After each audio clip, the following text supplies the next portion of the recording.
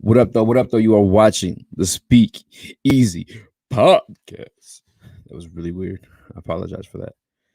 I never really know how to do these intros and whatnot, guys. I hate doing dolo shows. I don't hate doing them, but I mean, it's not the easiest thing, right? You're just sitting here talking to a fucking screen. But I want to go live, man. There's a lot of news dropping this Friday, and I just want to touch on it. A lot of it, man. I'm hearing stuff about Russell Wilson possibly becoming a Chicago Bear. Don't like that. Hate that. That's a scary thought. We got J.J. Watt released from the Houston Texans. Finally asked for his release. I think there's something kind of saw coming with his contract. And I mean, a lot of other stuff mixed in with it too. Obviously, we heard him spoke out for Deshaun. He apologized to him for being on the team. I think we saw that coming, right? J.J. Watt, at this point in his career, really isn't living up to the contract that he was given, although still productive. There's lots of stuff to talk about, man. Got UFC 258 coming up. I might get Baby Hawk in here. Whoever wants to hop in, just let me know. Tap in, man. Everybody can tap in with me. You guys know how I do. If you're new here, I mean, that's just how I do. If you guys want to tap in, let me know. I'll drop the link in the comments, and you can hop in and give me your opinion on this stuff. But the Russell Wilson stuff has got me tripping a little bit. One, he's not really a guy that talks a lot. I feel like, I mean, I obviously see him on social media and stuff like that because his wife is literally effing Sierra, but he's not one that's going to come out and voice his opinion too much. And it's sounding like some news dropped where he was kind of bitching about like not having an offensive line and whatnot. And a reporter asked him, are you going to be traded? And he's like, that's a question for the Seahawks. Bruh. Russell Wilson's like Mr. PC guy. Like, that's not him. You know what I'm saying? Like, is Russell Wilson want out of Seattle? That's crazy to me. And then I'm pulling it up. I mean, don't text and drive, but I'm at a red light, parked in the parking lot, not at a red light, and I'm looking at stuff, and I out of nowhere, man, and I get these things come up, right? But then I see a possible trade rumor of possible trade from sending Russell Wilson from the Seattle Seahawks to the Chicago Bears, dog. Oh my God. Bro, and if you guys are new, I'm a Lions fan. Like, that's bad news, man. There's no bueno. Chicago still made the playoffs with shit at the quarterback position with Mitch Trubisky and fucking Nick Foles, Big Dick Nick. But Russell Wilson to the fucking Bears, bro. Oh man. Shout out to my man Josh Ward and Billy say, Ew. So I stopped that car. Ow. But no, man, the other thing I'd be tripping too, J.J. Watt. I mean, that one we all see coming, right? I think it's kind of obvious where he's going to go too. Obviously, you have Pittsburgh, where his brother plays, T.J. Watt. Questionably, should have been the defensive player of the year. That'd be sweet. That'd be really dope. I mean, I don't think J.J. is what he used to be, but he's definitely still a good football player, definitely a serviceable guy. The thing that sucks, though, is I do want to see J.J. win a chip, and I just don't think that Pittsburgh's a place. All due respect to Big Ben, he ain't got it no more. You know what I'm saying? It's like with Austin Powers, he lost his mojo. That's Big Ben right now. In his later years, he's not the same guy. I think we all can admit that and see it. But they did go 11-0, but I just don't see them winning a championship. The other possible match for J.J. Watt, I think, is going to be Green Bay. He's from Wisconsin. I think he went to Wisconsin for a little bit too. Was from Michigan? Yeah, they transferred to Wisconsin. Yeah, he went to Wisconsin. Wisconsin boy, proud heritage there in Green Bay. You have Aaron Rodgers at the helm right now. If he stays, man, that's getting fucking crazy too, man. These quarterbacks keep switching teams, man. All of them. Carson Wentz may be moving. We saw Matthew Stafford and Jared Goff go. Fucking who else? There's somebody else who's talking about getting traded too. Unless I can't think of them. That a little bit is a sign to me too that the NFL is done paying these quarterbacks so much damn money. I think they're starting to realize once you like strap yourself in like that with that type of contract with some of these quarterbacks, it's like kind of fucking stuck unless you have other pieces locked in already around you, or if you continue to draft really well. I don't know. I think people are backing out from that type of investment. Is that what's happening? Because like usually, I mean, we saw the haul for Stafford, right? 2 first rounders, Jared Goff and a 3rd rounder. Like, what are they gonna get for Russell Wilson? Is the trade market dead though? Also, like, yo, if Russell Wilson would go Chicago, he could go to the Colts. I can see one of the Colts too. I don't know, man. There's a lot to talk about in the NFL, man. I just want to go live. I want to talk about it. We also got UFC 258 coming up this Saturday. Kamaru Usman defends his belt against Gilbert Burns. I understand UFC's not that large from my from people who watch my videos and whatnot, but I love talking. So if you guys want to talk that, I'm here for that too. But potential teams for Russell Wilson, I think you're going to be looking at. Sorry to switch from football, but you got me pumped. Kobe steps in the fight. Yeah, you saw that, man? Yo, that's so funny. I was like in the middle of switching to MMA anyway. Yeah, no, you're good, bro. We talk football. We talk UFC. I'm here for it. Yeah, Colby Covington versus Leon Edwards is going to be a hell of a fight, man. I don't know who's going to win. I am happy, though, to see Colby finally fight. I mean, he fought Usman. We saw what happened there. Good fight, though. Good fight. Neither of those guys can strike. I just want to point that out. But I'm finally happy to see Colby Covington fight somebody his age bracket. Like I was saying, like someone like who's not on their way out the door of the UFC. Because his come up, if you pay attention to it, a lot of people were like, and I get, like, I'm not gonna disrespect Colby, because Colby's absolutely a great fighter, right? But his come up has been Damian Maia, old, on his way out, hella losing streak, right? Robbie Lawler after that. And let me pull up the record too, so I don't sound stupid.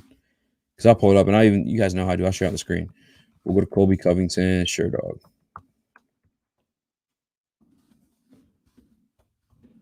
I'm pretty sure I'm going to say off the top of my head anyway when I'm talking. If I'm talking on my ass, I mean, obviously, the show soon. But we had Damian Maia on his way out the door, riding a loss streak.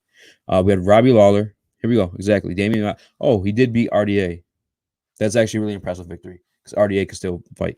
He is older. He has been in the game for a while, but he can still scrap. Ain't no cap. Yeah. But at the same time, though, RDA a little bit older. Let's keep it real. I had to mute myself. Didn't want to burp on mic. But yeah, so we got RDA, probably the most impressive one, right? Still a little bit older. But yeah, so you had Damian Maia on his way out. RDA, impressive victory. I'm going to give it to him. I'm not going to take that away from him. RDA is a really impressive victory, in my opinion. I expected RDA to win that fight. Decision, obviously, is how most of his fights go, but he still, at the end of the fight, I thought that he won. You had Robbie Lawler, clearly out of his way of the UFC. If you look at his record right now, too, I'm not going to waste my time going to it, but I think he's running like a 5-fight losing streak. Like, Robbie Lawler is like done. He's been in the UFC a long time, man. Long time. And then he did destroy. He destroyed Tyron Woodley. But at the same time, it's like 3 times in a row. Who hasn't destroyed Tyron Woodley? Another guy who's kind of out of his way, on his way out of the game. You know what I'm saying? Colby absolutely destroyed. Well, yeah, absolutely, man. This is Jeff Hall. What up, man? Honestly, up until the 5th round, Covington and Usman were even. Absolutely even. But here's my thing with that. I think those guys were intimidated to wrestle each other, knowing it was a 5-round fight. Because that's what they're known to do, right? They're grapplers. They're known grapplers. So I think the strategy there was like, fuck, I don't really want to wear myself down in a 5-round fight against this guy. And vice versa with Kamaru Usman. I think we both can admit, and I might even say Colby probably is a better striker than Kamaru. But we both can admit those aren't strikers, right? So for you to get like TKO'd by Kamaru Usman, snoozman, if you will, and I will totally pull into that narrative, because as much as the guy can fight, and he does really well, he's obviously the welterweight champion and probably one of the most dominant ones right now. I hate to say it, but he's a really boring fighter. You know what I'm saying? You let that guy TKO you. That's no bueno. So I think Leon Edwards is a perfect challenge for Colby Covington. It's for us to actually get an idea of like where he's at, because I feel like him and Leon are kind of a similar, I guess, style there too. Yeah, Jeff, we're doing really well, man. I got some big news to announce on Monday. We're teaming up with some other guys here locally, and we're gonna take over the scene, man. Definitely here locally, but I think even bigger than that. It's a lot of this stuff is easier when you got a team, man. It's just me right now. It's crazy. I'm doing the marketing, I'm doing the booking, I'm doing the actual content. Then beyond that, I gotta go edit the content, make some clips if I really want to be successful and stuff like that. Had to learn Photoshop, had to learn how to edit. It's been crazy, man. It's been a crazy ride. So I'm super excited to join the squad, man. It's gonna be something crazy, man. But yeah, that fight, Colby Covington versus Leon Edwards, is gonna be a banger. I see you guys are watching. What are your early predictions for that one? I'm kind of curious to know. I feel like people sleep on Leon the same way they used to sleep on Colby, though. I will say that. But what did you guys watch? if Jeff and Josh are still here. Did you guys watch Leon Edwards versus RDA when they fought their co-main event? Or I think it was a main event. It's a 5-rounder, like a fight night. RDA got destroyed. It was ugly. It was really, really ugly. And I got some people from YouTube dipping out because we talking UFC, but hey, I'm here for it all, man. If you guys want to comment back and talk about football, we pull back into that too. I am kind of curious. I am going to look up like the possible landing spots for. I feel like oh my god! You know what I just thought about? JJ Watt. I said I put Pittsburgh and Green Bay as the two favorites to land him, right? JJ Watt's girlfriend plays soccer in Chicago. Chicago is also like the rumored team trying to get Russ. I mean, we know they're looking for a quarterback, right? They've been the trade rumors for Carson Wentz. If Russell Wilson's truly available, I mean, you give up everything to get that guy, right? In my opinion, you do. Bro, if the Bears got JJ Watt and Russell Wilson, you would see me cry. I would cry on live. I'd have to. I would cry myself to sleep. Oh man, that would suck so bad, man. That would suck so bad. Who you got? Usman or Burns? I think Colby will be back fighting for the belt soon. Usman versus Burns. I think Burns, out of everybody in the division right now, including Colby, including Leon, I think has the best chance to beat this guy. One, he's familiar with the style. Two, Burns a fucking dog, bro. If you guys ever stepped into a jiu-jitsu gym and you roll up a black belt, you'd be like, God damn, bro. You would be like your mind would be blown. I'm telling you, it's some scary shit what people can do. And I'm talking about like all size, shapes, and all that shit. Like if you don't know what you're doing, a little guy, a guy much smaller than you, I don't care how fucking big you are, will fuck you up. You know what I'm saying? So Gilbert Burns is a beast. And he been knocking dudes down lately too, man. He had a knockout before fighting Woodley, and then he dropped Woodley, man. Burns definitely can do it, but I'm taking Usman. He's just too dominant at being boring and winning fights. I can't. It's like a Tom Brady thing, right? Kind of boring, but he wins. I'm thinking 49ers, Colts, or Eagles will get JJ. Troy. I mean, those are teams that probably be looking for him. I don't know about the Eagles, but I honestly think it's Green Bay. He's from Wisconsin, and they have Aaron Rodgers. I think JJ wants to win. I think at this point in his career, it's probably why he's kind of disgusted and sick of being in Houston. He wants to get a ring, so I can see him going there for the Green Bay. Colts might be an option. 49ers might be an option. But I think I'm leaning more towards, if I'm picking, if he's a free agent, he pick whatever he wants. Green Bay or Pittsburgh. And then and now, again, I hate hearing this out loud, but possibly Chicago Bears, which is, again, I'm going to look up the Russ stuff too, make sure there's some truth and validity to it. But Bears might be inquiring about him as well. They literally got nothing. I don't know. Which one? They literally got nothing. Wilson ain't going nowhere, man. Yeah, let me Google Russell Wilson's name real quick and see what pops up. You know what? You guys can take this adventure with me. Let me just close out all my Pornhub tabs. You know what I'm saying? All right. Let's see. We'll see what's going on with Russell Wilson. I see a comment that somebody said Urban Meyer's racist. Oh, Urban Meyer hired a racist coach. We'll definitely look into that too. That's some news. Seahawks receiving, man. Look, you guys saying Russell ain't going nowhere, but Russell might be going somewhere. Is it too late for the Lions to trade for Russell Wilson? But we'd have to give up. I mean, we'd have to give up a lot. That sounds fucking insane, but if a quarterback like Russell Wilson's available, go get him. Get him. What do you mean? But I don't know, man. It's a big haul, man. It's weird too because I almost feel like, and I may sound silly as hell saying this, but I almost feel like, I'll read these articles too. Seahawks are receiving more calls than Russell Wilson after public comments. It often goes sour for superstar athletes in Seattle. Could the Seahawks, Russell Wilson, blah blah blah. 2021 first round QBs, Patrick Mahomes stories with Todd McShay. That had nothing to do with Russell Wilson. How's he even the cover of this? I love the guy who made the ringer, Bill, whatever his name is. But they're doing a fucking awful job at their jobs right now. How do you have the title of your thing Look at this shit. This makes no sense. 2021 first round QBs and Patrick Mahomes stories with Todd McShay. And then you have a picture of Russell Wilson as the main, unless somebody was like just racist and thought all black people look the same and thought Russell Wilson with Patrick Mahomes. I don't know what the fuck happened there, but even then you have the team.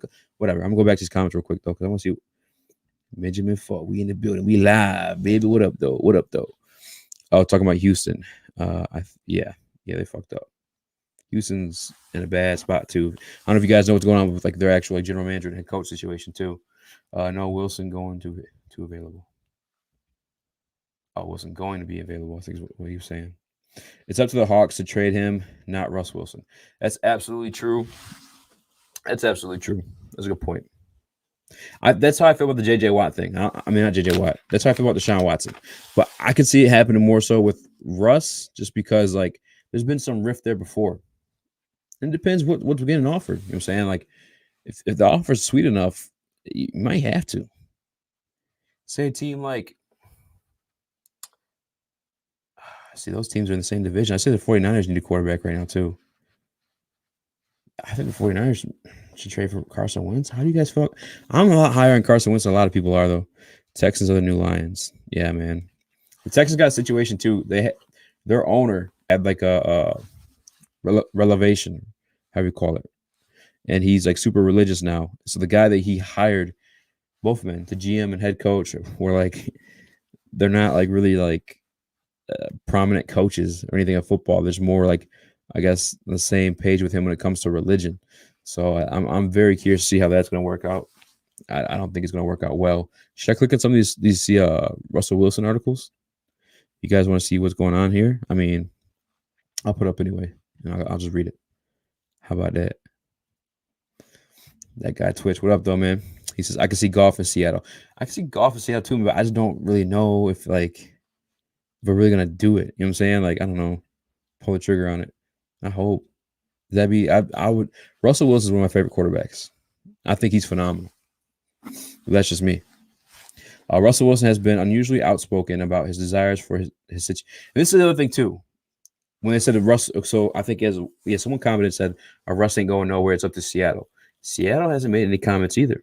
Usually when shit like this happens, I mean, Houston did it too. They'll come out and they'll squash out the rumor to say, bro, this is fucking Russell Wilson. Like, we're not getting rid of Russell Wilson. You guys out your fucking mind? You know what I'm saying? Like the Texans somewhat did with Deshaun Watson. And that hasn't happened yet with Russell Wilson. This shit's still burning like a wildfire. People are still talking. I'm talking about it live right now. You know what I'm saying? Let's see. Russell Wilson has been unusually outspoken about his desires for a situation in Seattle the last week and has driven new interest. The Seahawks received calls at an interesting rate in the recent days on Russell Wilson. NFL Network's Tom Pelissero and Mike G reported it's a natural outcome when a star player makes his displeasure even somewhat public, but it's additionally interesting because of where Russell stands within the organization. He's entering the third year of a 5-year contract that pays him an average of $35 million per year, includes $32 million cap number in 2021, and a no trade clause. So he actually decides where he gets traded. Deshaun actually has a no trade clause as well. So it's not really like you can trade this guy to the Jets, although I think that was one of Deshaun's preferred destinations. It's kind of weird to me. That shit was super weird to me. Hey, man, all I care about is what can we get out of any deal, man? How would you guys feel about landing Russell Wilson? Is that like it's obviously crazy. I don't think it's gonna happen, but I feel like he's good enough to where like you're like, all right, Goff, if this hits a press, like we don't really care about your feelings, bro. This is fucking Russell Wilson. The other thing too, though, with the 32 million cap hit and whatnot, when Russell Wilson gets traded, that cap number is going to go down, just like it did with Jared Goff and Matthew Stafford because of signing bonuses. Think of like $5 million per year with that signing bonus too. I mean, I have no clue what it is. I'm kind of talking my ass, but I think the Texans are going to trade for Tua because he's vocal about his faith. Is he? That's crazy. You know what? Steve-O, you might be onto something, bro. Steve-O, you might be onto something because that's another team that can use Deshaun Watson. That's another team with draft capital for Deshaun Watson too. I think they're picking number 3 this year in the draft, if I'm not mistaken. I could be totally wrong on that, but they have an early pick this year because of the trade with they did business before because of trade with Houston. Steve-O, dog, that's a hot take. That's a hot take right there. Would you trade back in the draft and take Barmore? I would trade back in the draft if we hit that 7 spot and Trey Lance, Zach Wilson, and Justin Fields aren't there. Then hell yeah, I'm trading back. I heard a rumor today, and I look at the validity of it. I see like where it came from. That Washington actually reached out again to make a trade with us because they want the number 7 pick. So I'm thinking they're one of those teams that are gunning for one of those quarterbacks. I'll look up that too, actually. Yes, it's what they don't say that you need to listen to, like Stafford. Yeah, exactly. So yeah, when Seattle didn't come out and stomp out that fire like right away, that's when you kind of knew like this shit actually is like on the flow. Like this dude could be changing teams before you know it.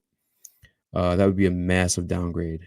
I'm not sure what the downgrade would be if he's talking about Goff to Wilson. Massive downgrade. What else were we talking about? Oh, for Seattle. Yeah, that would be a massive downgrade. He's frustrated because the Seahawks completely neglect the O-line. Yeah, they had one of the better O-lines too, but I don't know if you guys remember that Pat Ungerworth. They traded him to the Saints for Jimmy Graham. And he never really was shit in Seattle. Jimmy Graham never kind of like fell off from that point on. Did Drew Brees make Jimmy Graham? Nah, I'm good. We'll be trash either way. Benjamin Foe. This year we would be trash either way. Actually, you're correct. You win. I just saw a comment from a man Philly. I don't want Wilson. I just want to get what I can for Goff. Yeah, I'm done with that too. Philly podcast. So what up, y'all? Come in peace. Yeah, I didn't get to see all that shit that was going down in the comment section yesterday. I see Philly was fighting off some Lions fans, but I didn't see where it started. I didn't see what it was about. I don't know who's right. I don't know who's wrong.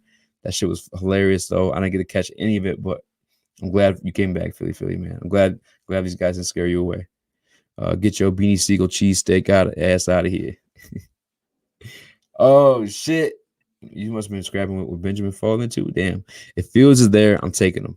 Hell yeah. If Fields or Lance are there at 7, you pull the trigger. When's the opportunity you're going to have another one of those guys again?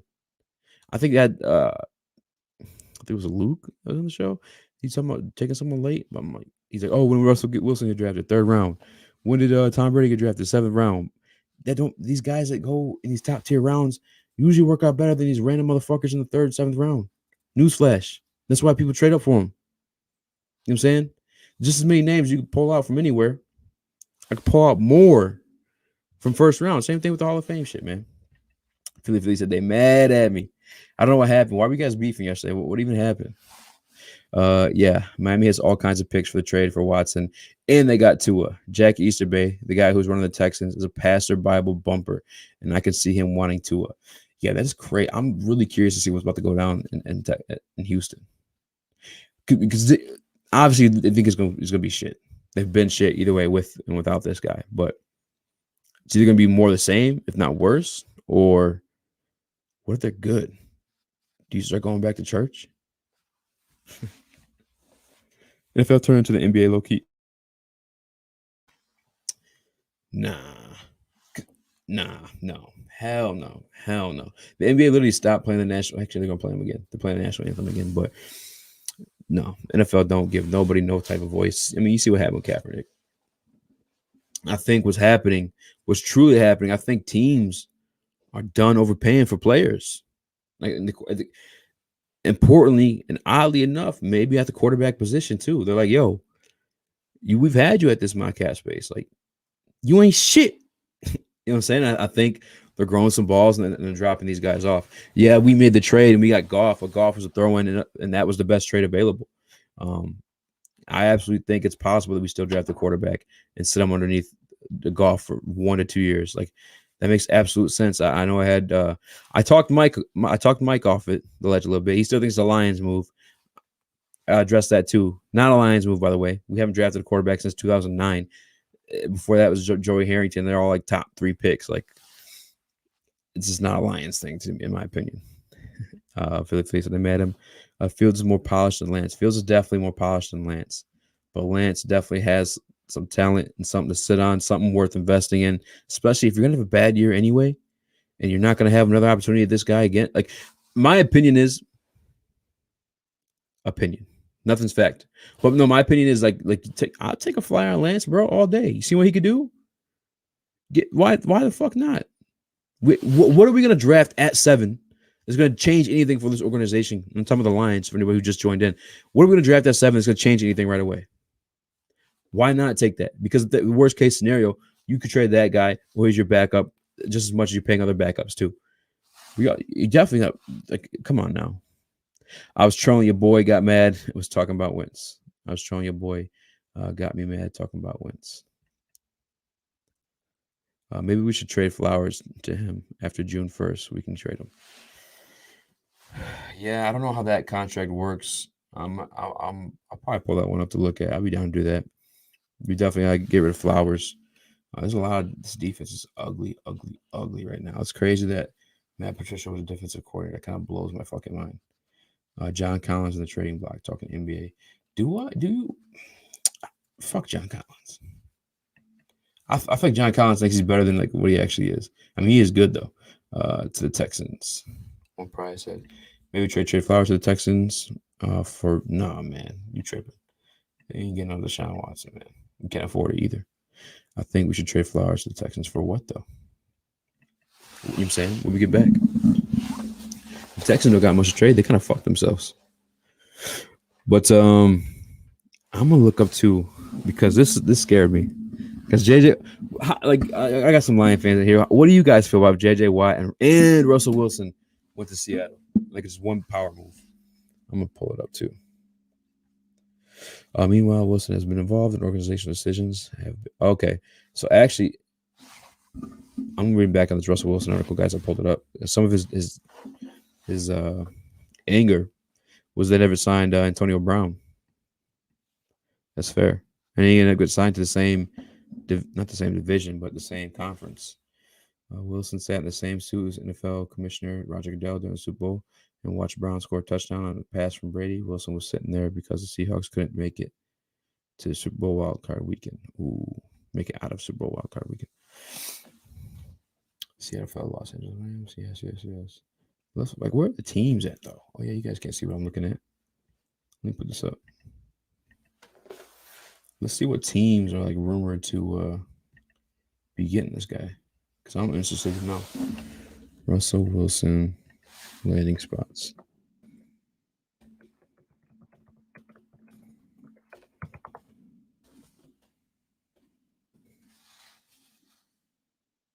Yo, a day ago they already had this bitch out. All right, so I'm gonna read off the landing spots for you guys. This is a lot of landing spots. I wish they ranked them. Ooh. All these damn. Why every time you go to a site in 2020 and 2021, these motherfuckers are asking you about cookies and shit? It was never that way. I never remember that shit. Top 5 bottom 5 teams heading in 2021. Damn, they got the Lions at 30. Bro, they literally just ranked the fucking Texans over us. Bro. I mean, they did whoop our ass on Thanksgiving. We were keeping it a buck. If we keeping it a buck. Hey, I see Tom Brady get fucking faded celebrating the Super Bowl. That shit was crazy. That shit was funny. These guys 7 rings, right? Do you remember time seeing him like that? Ever? It's crazy. Russell Wilson landing spots. Here we go.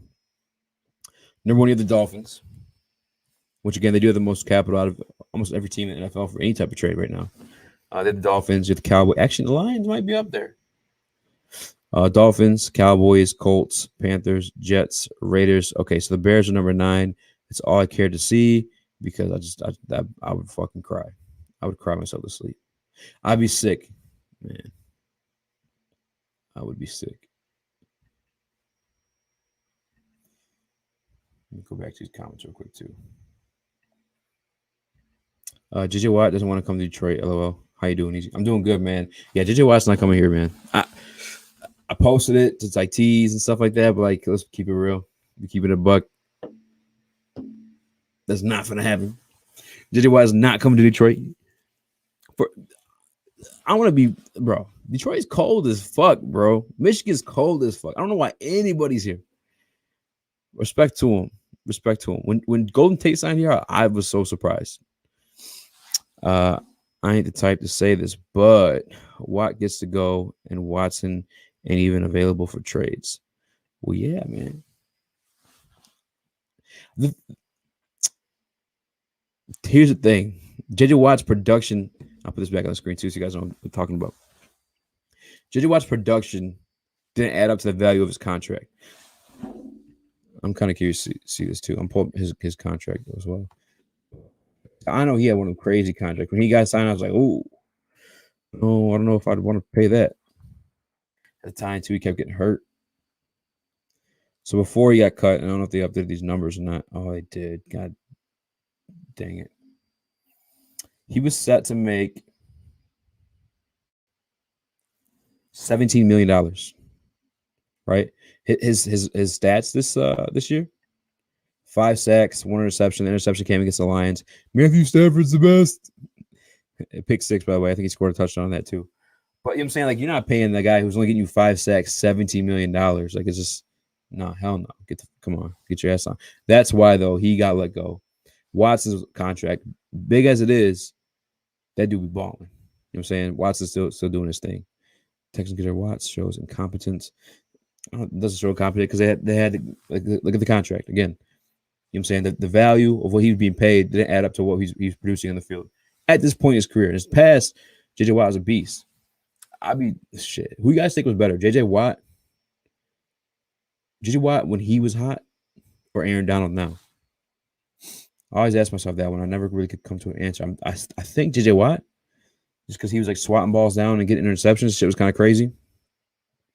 Lance in the first, Marshall in the second. Marshall who? I'll look him up. Something I noticed: most QBs that are good go to teams that are already good. I think a good team can plug and play a first-round quarterback every 5 years, so they never have to pay them. Yeah, Steve. I mean, you're right. I don't know if it's every 5-year thing. I think guys usually do get re-signed. You know, I can't think. But let's be. You know what I'm saying, like, I can't. When is like a top tier guy hit the market and is in his second year contract? I mean, I guess. I mean, names to say. I don't think he's a top tier guy, but Jimmy Garoppolo did, I think, or maybe the Niners traded for him. But I do agree that if teams want to get smart or play around a little bit, do that. Like, I don't see why the Lions aren't trying to like Lion or Luke and Mike were like, no, it's the Lions move to draft a quarterback. Like, do it. What the fuck? Like, you sit on him, you have him on a rookie deal. Worst case scenario, he becomes your backup. And then if you want to be slick in a later round, maybe a year after, or maybe even the same year, Kirk Cousins RG3 got drafted the same year, in a later round, and look what happened there. But in a later round, grab another quarterback. Maybe not that year, but maybe towards the end of your original rookie quarterback's year, just to see. Maybe we could plug this guy in. I would try it. I'm not smarter than an NFL GM. I won't say that. Luke will say he is, but it said he was yesterday. I was clowning him, but like, I'm not gonna come out. I don't believe it. They go through so much more shit than I do when studying it. I'm just a fan. I have to assume that they know better than me, but like, why not try that method? It's not like I said, why not try that method? Let's get into it. Ed Dodge drafted Wilson. Ooh. So Ed Dodge drafted Russell Wilson. Yeah, he did in Seattle. You're right. And motherfucker, the Colts need a quarterback too. The Niners need a quarterback. I don't know what the Niners are doing. The Niners heading into the next season with Jimmy Garoppolo at the quarterback. I think they're stupid. I think they're dumb. Steve-O draft a quarterback 7 or trade back. It depends what quarterback's there. One pride. Depends what quarterback's there. I don't think Wilson will ever play for the Bears, bro. Okay, please. I just don't want them. I just don't want that to happen. Detroit's warmer than Alaska. Yeah. It's 19 degrees right now in Grand Haven. It's cold, bro. It depends on what player's there. If someone falls like Sewell, I would pick him, but trading down would be nice. Trading down would be really nice. Especially considering like if we truly are moving forward with Jared Goff. That contract matters, and you want rookie pieces around it. I mean, you're going to need rookie pieces around it. Wentz needs to go to Chicago. Yeah, I can see that. I would still kind of be nervous with Wentz there, too. They got a team, bro. They went to the playoffs this year. That defense is nice at times. Khalil Mack is a fucking beast when he's fully healthy. A while over Donald. Yeah, I'm kind of the same boat, Twitch. If the Bears got a quarterback, that might be a problem. I'm not saying I win a championship, but as a Detroit Lions fan, it's bad news for us all day. Terrence Marshall. I'm gonna look him up. I'm not too familiar. I can see Watt playing for the Packers also, but they don't really care about defense. That's true. But at this point in career, again, the production to value, you probably get him cheap. Probably get him real cheap. But yeah, Ed Dodge drafted Russell Wilson. I can see him going to the Colts. I can see him going to the Colts too. That would be lit. Good for the Colts. That'd be a really, really great Colts move, or move for the Colts. It is not a Lions move. I agree. It's not a Lions move. You can't call drafting quarterback 7 a Lions move. We haven't drafted a quarterback since 2009, 2008, technically, right? Let's look at it. A quarterback will always have value. I don't think it hurts to take a quarterback ever. The Lions might want to wait a year and build up the team before they take their cue. I don't understand that though. Like, we're not going to build a team in 1 year, and even if that's the case, you still have the whole entire rest of the draft to build that team. Then you have next year to build a team. Like, we have 2 first-round picks next year. Like, I don't understand why the team needs to be built first before you take the quarterback, because it's not like he's starting right away anyway. He's sitting the bench. We have time to build a team around him. On top of that, too, if we end up letting Goff go, then absolutely we're about to build that team around him. There's a lot more cap space to play with. Bears are low-key a safety and quarterback away from being a great team. I low-key want to Dodds. I high-key want to Dodds. I don't know if Ron Pride, I don't know if you saw my reaction to us hiring Brad Holmes, but it was not pretty because that's who I wanted. I wanted Ed Dodds or John Dorsey. Luckily, somehow we landed John Dorsey. Thank you. Yeah, somehow we landed John Dorsey still. That was what's up, man. For sure, Steve-O, but why not sit on him while the team's being built? Yeah, that's what I say too, man. They just want to take a year to mourn over Stafford. That's funny as fuck. Yeah, I don't get it, man. Because you could definitely sit on a guy and still build a team around him. I think the Niners did it. Granted, when did Kaepernick get drafted? He wasn't a first-round pick, was he? When did Kaepernick get? The first thing pops on Google is benched. Real shit too. We keeping it real. I mean, he definitely should have been assigned afterward over a certain quarterbacks, but when he got benched originally, he was kind of boo boo. If we keep it in the buck. Wow. There's no way. Oh, that's the number 7. Why is this? Here we go. In 2011, April 29th, 2011, the San Francisco 49ers traded up with the Denver Broncos from the 13th pick in the second round to select Kaepernick as the 4th pick in the second round, 36th overall at the 2011 draft. What are the quarterbacks there? That's the type of guy I see in Trey Lance too. Right, the project part of him. At worst case scenario, he's kind of like a Kaepernick. Who's my man? Lamar Jackson type. Ooh, 2011 drafted Cam Newton. Cam Newton's a free agent too. The Colts take Cam Newton. The Bears can take Cam Newton too. Maybe don't have to sacrifice and mortgage everything to go get you a quarterback this year. Cam Newton's gonna be there. He looked like shit this year, yeah, but another thing too, and I know I'm a Tom Brady truther. Okay, some may say hater. I say truther.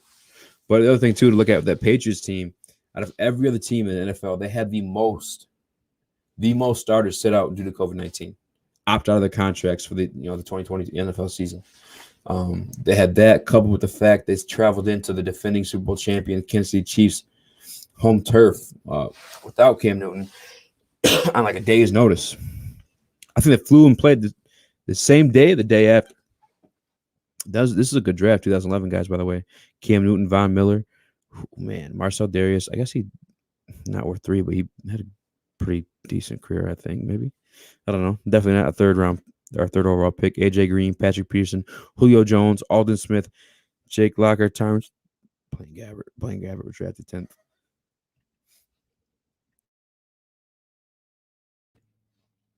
Oh yeah, I forgot, guys. We do have a Packers fan in the comment section, by the way, too. The Bears still suck. Go Pack, go! Crazy. A lot of people from my neck of the woods hate the Packers, even though I hate the Bears way more. Do you even know what a Lions move is anymore? A Lions move would have been keeping Stafford, in my opinion. Lions move would have been keeping Stafford, and yeah, no, that would have been the Lions move to me. Because like obviously we weren't winning with him. What the fuck? Why are we holding on to this guy? What's the point? What are we doing here, guys? Would it make a whole lot of sense to trade back? But if no one's there, trade back. It would make sense because you build the team through the draft. If you truly want to be successful, you're not paying these guys top dollar. And when you build a team through the draft, you have a lot more pieces, have draft pieces and rookie deals.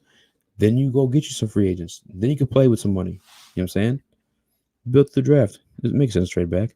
Lions will be drafting Parsons at 10. Maybe. That's not, I mean, I don't know. That's not Lions move either. I don't think so. Because if we're drafting at 10, that means we got a lot more stuff, though. Holmes is all right, though. I can't say anything on Holmes. We haven't seen his draft history or free agent classes yet, but we're going to find out soon. I think it really depends on if Holmes thinks Lance or Fields is their guy. I agree. Holmes was the head of college scouting department for the Los Angeles Rams, who drafted Jared Goff. He thought Jared Goff was a guy, so maybe we shouldn't be too hyped in his evaluation of quarterbacks. Because I mean, is anybody else high on Jared Goff? Even coming in the draft, I thought Jared Goff was a Speakeasy Sports. What are your thoughts on the interviews with the Lions' new coaches? Honest to God, guys, I missed them. If you guys already watched them, I'm sorry, but if you want, I'll watch them live right now because I kind of do. I want to watch the defensive coordinators. I don't know. I mean, I do know why our defense is fucking trash, and this dude looked like he can coach. I mean, certain defensive coordinators got to look, right? You got a big, scary one or like a really intense one, and those are always, in my opinion, the best defensive coordinators. Like happy guys, like joking around guys, probably more so on offense than ever defense, you know? And he looks like one of those type of dudes. I feel like Dorsey is going to have a say in that. Yeah, that is true. We do have Dorsey, but keep in mind Dorsey drafted Baker Mayfield. I don't think he's too hot either, but we'll see.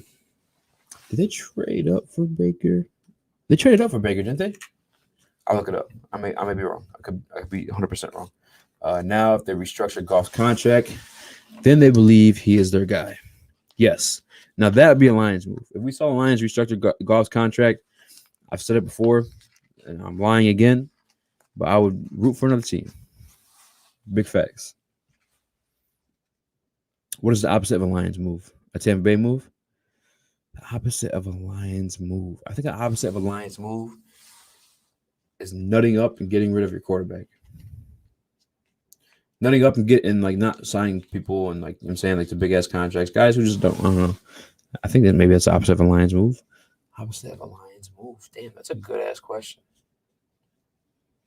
I have no clue. What is the opposite of a Lions move? Because here's the thing. I feel like the opposite of the Lions move would have to be like extreme consistency and greatness. Because we've been so bad. I don't think there is an opposite. I don't think anyone's ever been that consistently great. You can say the Patriots, but I mean they had their woes this year, right? I mean 7-9 though ain't bad though for like as much as everybody's like talking shit on them. 7-9, I mean it's not good, but it ain't bad considering it all things considered. I'm saying COVID off season, new quarterback. Most guys opting out of the year. Like those things play factors, man. I liked what the coaches had to say. You guys care if I watch it live with you guys? I mean, I don't want you guys like get pissed. You want to hear it again? If you don't want to hear it again, and just dip out. But I do want to watch Aaron Glenn's for sure. Speaking of Aaron Glenn's gonna be a great coach for us. What the coaches had to say. Just be glad you guys didn't get Patine. Glenn was really good. The staff looks nice. All right, guys, that's what I'm about to do then. I'm about to watch that Aaron Glenn thing. All right, the fuck now. Steve-O said, opposite of a Lions move would be building a good O-line before they draft a receiver top 10. That's facts. That's facts. I agree with that one. All right, Aaron Glenn introductory press conference. Let's do this. I don't even know how this dude sounds. But I don't know if you guys remember. If you guys were here for GQ spoke on Aaron Glenn. I think he said he used to play with them in Houston. He didn't say bad things though. I'll say that. Yeah, Lance, the guy. Sorry, guys. I'm reading a comment from. I was on Philly podcast. Philly podcast. I know everyone's mad at him and shit like that. But he's actually doing something really dope. He's reaching out to like content creators from every single team, and he's doing like a mock draft with each content creator. So I was reading a comment from. He said, "Yeah, Lance is a guy who's gonna need to sit for a year or two. Golf becomes financially easy to move in 2023. Team needs at least 2 off seasons to flip the bad contracts that they're on." Exactly. You can buy into the bullshit saying like, "Oh, we want to win now," and truthfully, they do want to win now, right? But like, if we look at the situation we're in, with the contracts included, it's going to be at least this year before we're good and competitive. You know what I'm saying? In my opinion, I could be wrong. Let me hop into this Aaron Glenn introductory press conference video though. Definitely gotta do that there. All right, done. What though? Cam Newton win more games than Stafford this year. Benjamin, damn Benjamin, why you gotta hit us with the facts like that, dog? That shit hurt my soul. Introductory press conference. You know what I'm about to do actually real quick? This Darius Slay video. I'm gonna fill this up with some water, and then I'm gonna play the introductory press conference. Is that cool? Is everybody cool with that? I probably got like what? I told my girl I'll be on here for like an hour. But low key, she might have left me already. She's pissed. She was big mad, but I gotta do what I gotta do, baby. Come on now. Shit. Shorty mad at me because I'm out here doing my thing.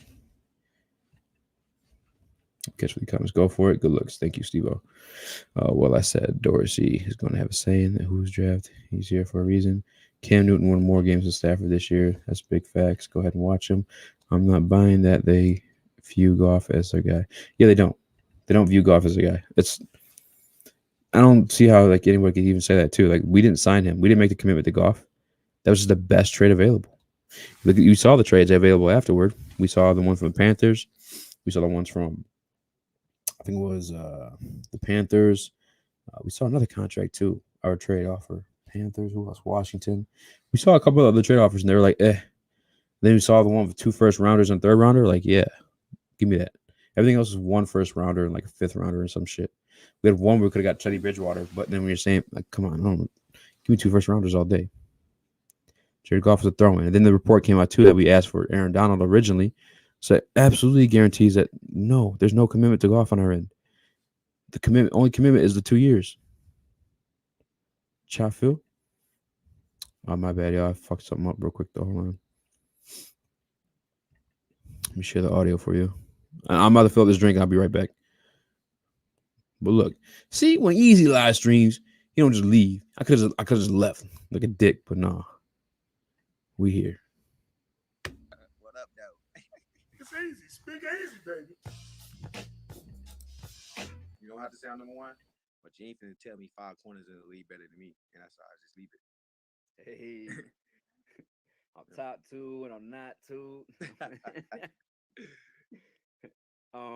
Speaking of like debates of people saying like who's the best and whatnot like that, I got that as GQ. I was hoping to have mine like earlier, but the GOAT debate. A lot of people call my man Tom Brady the GOAT, but you play against him. You game plan against these guys. Like, is there a specific like when you're playing against a Tom Brady team, are you game planning for like him and his characteristics or like things he might do, or you more so like for the offense itself? I mean, it's the offense. He is the offense, so you got to game plans against him, as he make all the checks, the calls. You know, OC give him a call. OC give him a call, but he reading the defense. He making a check, so he really run the show, and that's one thing he good at. He run the show, and he a guy that what makes him so different is because he's not a guy that's just looking for a big play all the time. He looking for That's whatever true. he can, and that's what make him different than a lot of players. Like a guy like Patrick Mahomes, he not gonna get credit for like throwing 5-yard passes. Everybody like, dang, because they lose to him slinging a gun, like throw it down there. And but Tom, he known for dipping, dumping it down, then hit you with a big play out of nowhere. And but a lot of quarterbacks in this game, they kind of want a bit though, because everybody want to be on the highlight tape. But him, he don't mind. So that's the big difference in him. Yeah, who would you rather game plan for, or who would you rather play against, Tom Brady or like Pat Mahomes or Lamar Jackson, like as a cornerback? Uh, I mean, honestly, I like to play against all of them, but obviously I want to play against the goat. I figure I really think he's like one of the greatest to ever do it at the quarterback position out of him and Aaron Rodgers. But other than that, I'll be ready for anybody. Honestly, Patty Mahomes, I'll love to get him too. So he'll sling it, and just because of the fact that he won a deep ball, I think I have more opportunities to try to pick it. Yeah. You actually did play a game. You played against him last year, didn't you? I was hurt that game. Okay, yeah. I missed So out. they still played a good game, but I was surprised. Um, Panthers offer looked good. That was the second best offer for sure. The eighth pick, Teddy Bridgewater, and then we still got the seventh pick. Like that would have been sick. Back to back picks. Probably definitely did something nice with that, but two first rounders. I mean, those could be two eighth picks. You know what I'm saying?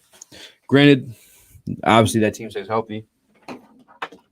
They're probably looking like they're gonna be a good team, right? But we don't know. Stafford exposed hella injuries after he did that last little interview with whoever, I think it's Channel 4, which random, by the way. That must mean they fuck with Channel 4 the hardest, right? Maybe they paid the most. Also, I got a question. Because y'all seen that he donated $1 million to like whatever, or they started like a new fund, and donated $1 million, like that park or whatever. Is that kind of cheap? Am I being? I'm sure. Am I being a hater? I'm being a hater for sure. But come on, $1 million, y'all fucking got $25 million, and it's a tax write off. You know more than a million. I'm putting on chapstick. My bad. I just didn't want to look like a fucking Ferndalian on live. I cooled off on Salah a bit. I cooled off on Salah off the rip, just because he interviewed with multiple teams, and team that signed him really isn't team known for making great decisions. And granted, nobody fucking interviewed Campbell, but Green Bay did want to interview him before they hired Matt, whatever his name is. Ooh, I see. I want to watch. I want to watch Aaron Glenn highlights. I don't know if I could kick off YouTube. But am I wrong in saying this dude he looks like a defensive coordinator, like quite literally? You know, in the comments, I'm gonna play this Aaron Glenn video too. We got an extra one just to eat his contract, exactly. And the thing too, the contract's gone for 2 years. Truthfully, especially if you draft that quarterback, can be gone after this year. It can be gone after this year. I'm saying. Still would have wanted the Rams offer. Yeah, still would want the Rams offer too. Was it better than the Rams offer though, Steve? Depends on who they can get with that. With 2 late round first. Did the Rams make the playoffs? At least those 2 seasons, top 10 pick means a good player. Yeah, man. I mean, 2 first round picks, I feel like is where you're at. Because, Gren, you're absolutely right, Steve-O. The team stays healthy, Stafford included. Those are probably top 10 pick. I mean, I'm sorry, late first round picks. But Stafford looked healthy these last couple of years. And the Rams lost their starting left tackle. I'm saying the dude's been there for a long time. 1 million is a lot. Just like someone who makes 2K a month is 100 is a lot also. What are you talking about? Twitch. 1 million is a lot. I don't know what he's talking about. I was trying to read the comments, see what he's talking about, but I don't know. Oh, yeah, because the donation, yeah, $1 million is a lot. $1 million is a lot to donate to your kind of being a hater. No, I for sure said I was being a hater. I was like, I don't know, man. I mean, you're right.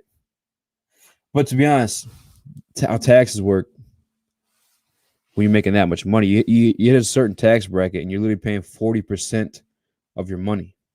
So like when you make donations like that, it allows you to keep a little bit of your money too, and to carry over. From like I think we look at Donald Trump, he paid taxes in a long time, so carry that donation to whenever you're ready to.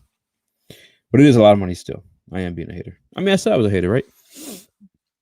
The Rams in the Super Bowl, the trade might not look too good.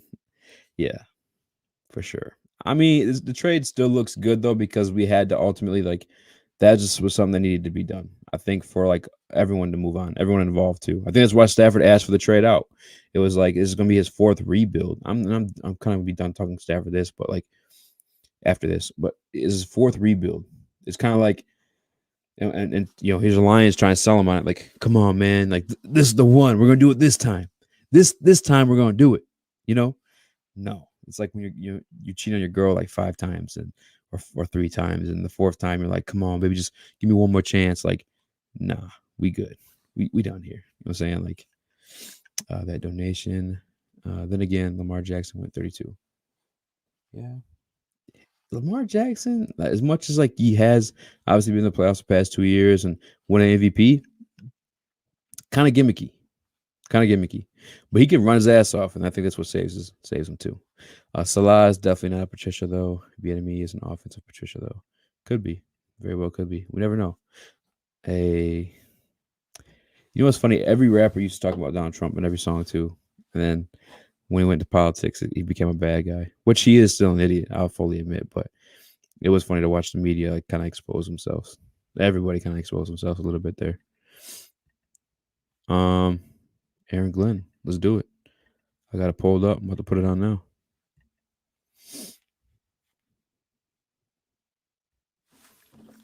Let me get my handy dandy Bluetooth boys. Did I share the audio on this one? I'm pretty sure I did. I'm gonna stop and we're gonna do it again just in case. Dog looks like a defensive coordinator. He looks like he like. Am I? Oh yeah, I never got an answer on that one. Am I wrong in saying that like he looks the part? He looks the part. I mean, he's a dang good coach. He's a dang good organized man. All right, he brings a wealth of knowledge to this team, which will help me quite a bit. And this is one from the Wayback Machine. But your brother Jason, I believe, was drafted here in 2001. Let go in the last. They were trying to finesse it and ended up getting claimed. You ended up playing him with two or 3 years together. What was that like playing with your brother? Well, I would say that regime made a mistake by letting him go. They said that too. No, but who's his brother? Man, it's a good deal to be able to play with your brother.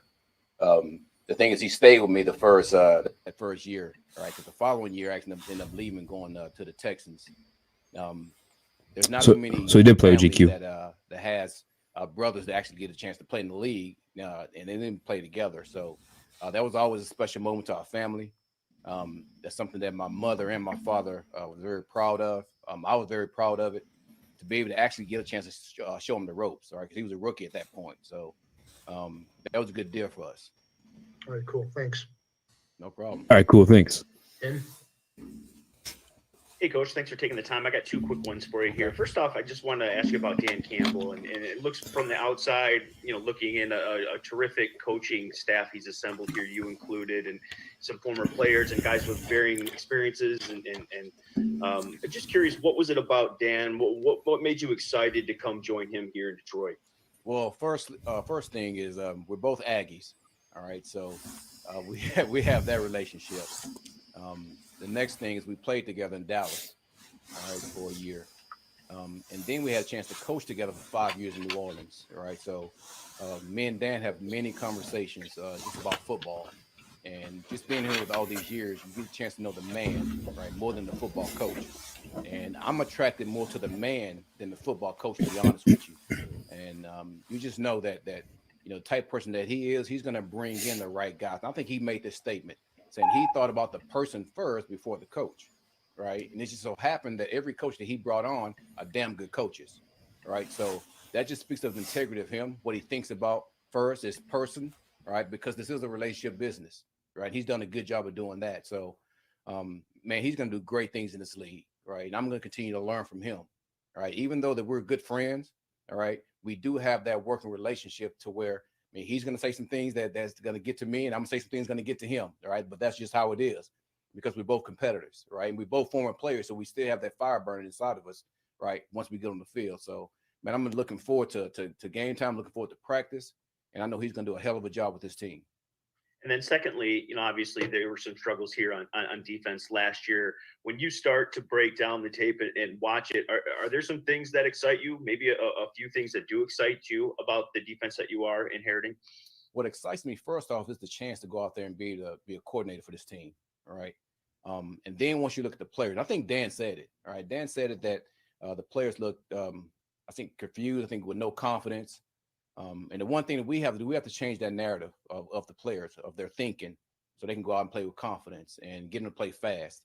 And what we're going to do as a staff is make sure that happens. That's our number one job, right? Get the players playing fast, get them confident, right? And let those guys let it loose, right? We don't need a lot of thinking out there. We just want the guys to understand what's my job, right? Where my eyes got to be, coach, and what I got to do, all right? And they're going to go out there and play fast and play with confidence. So that's our job, to make sure we let that happen. Neo? Hey, Aaron, specifically when you look at that secondary and maybe some of the young guys like Okuda, what do you see in terms of potential? I see athletes. About doing? I agree, Steve-O. You have a group of athletes, right? You coach them, right? Exactly, tell them what they have to do, right? You get a chance to see a secondary is going to make plays for you, all right? Kind of reminds me of my first year in New Orleans when I had a young secondary with Marshawn Lattimore, Von Bell, Marcus Williams, right? All those young guys. Right, you get to grow these guys as pups. All right, I'm excited about that. Right, Jeff Okuda, first-year player. Right, Amani, right, young player. Right, even the two safeties that we have, right, young players. Right, I get a chance to mold those guys to exactly how we want to. I want those guys to play. I know AP is going to do a hell of a job in that situation. Right, it's my job to try to tie this thing together from the front to the back to make sure we're all on the same page. So I'm excited about that secondary. I know those guys are going to do a good job for us. How well do you know Aubrey? And I guess, is there a relationship there before now? Well, I would say this, that we come from the same tree as far as defense is concerned, right? The one thing I learned as a pup, and Bill Parcells taught me this, is make sure you try to surround yourself from guys from the same tribe, right? We're from the same tribe as far as coverage, right? So that attracted me to AP, right? As far as the split safety coverage they did with the Rams, right? I've been a part of Vic's system for a while, right? Even played for Vic when I was with the Texans. So again, a lot of these coaches that you're going to see that's with me, right, is from the same tribe. Right now, again, I learned it from Bill Parcells back in the day, and I haven't moved from that thought process ever. Bill Parcells, really legendary defensive coach too, though. AB. Hey, welcome, Coach Glenn. How are you? I'm doing well. How you doing? We can discuss 4-3 versus 3-4 later on, but I got a question. You were involved in one of the big games in Detroit history, the 1997 game with the Jets and Lions, Barry Sanders 2000, and Reggie Brown's injury. What do you remember from that game? Are you really going to bring that back up? I got to bring it up. Okay. Now, I tell this story actually quite a bit. Now, that was a game I think both teams were fighting for the playoff. Bill Parcells played for the Lions. For the playoffs, all right? I think that was Bill Parcells' first year, right? And it was that the last game of the season? Last game of the year. Last game of the season. All right. Here's what I will tell you, right? Barry Sanders had maybe 40 yards in the first half, right? If that. I think he needed, 150 to go for, was it 2,000 or something like that? 2,000. Man, you know this story. Why are you asking me this? Just making me relive this whole story. No, but anyway, he didn't have a lot of yards in the first half. And the thing is, I thought we were winning the game. And then he comes out the second half just on a terror. And I remember the one play, right? He made a move on our corner, Otis Smith. Otis Smith tried to trip him and missed him. And I tried to chase him down. I don't know if he scored or what. But when I chased him down, I looked up. That was his 2,000 yards. So I'm on tape for tackling Barry Sanders for his 2,000 yards. All right? That's what you want to hear, right? Okay, yeah, okay. That's what I want to hear. I remember that. You do too. You could have told the story. All good. That's all good, though. All good. Right.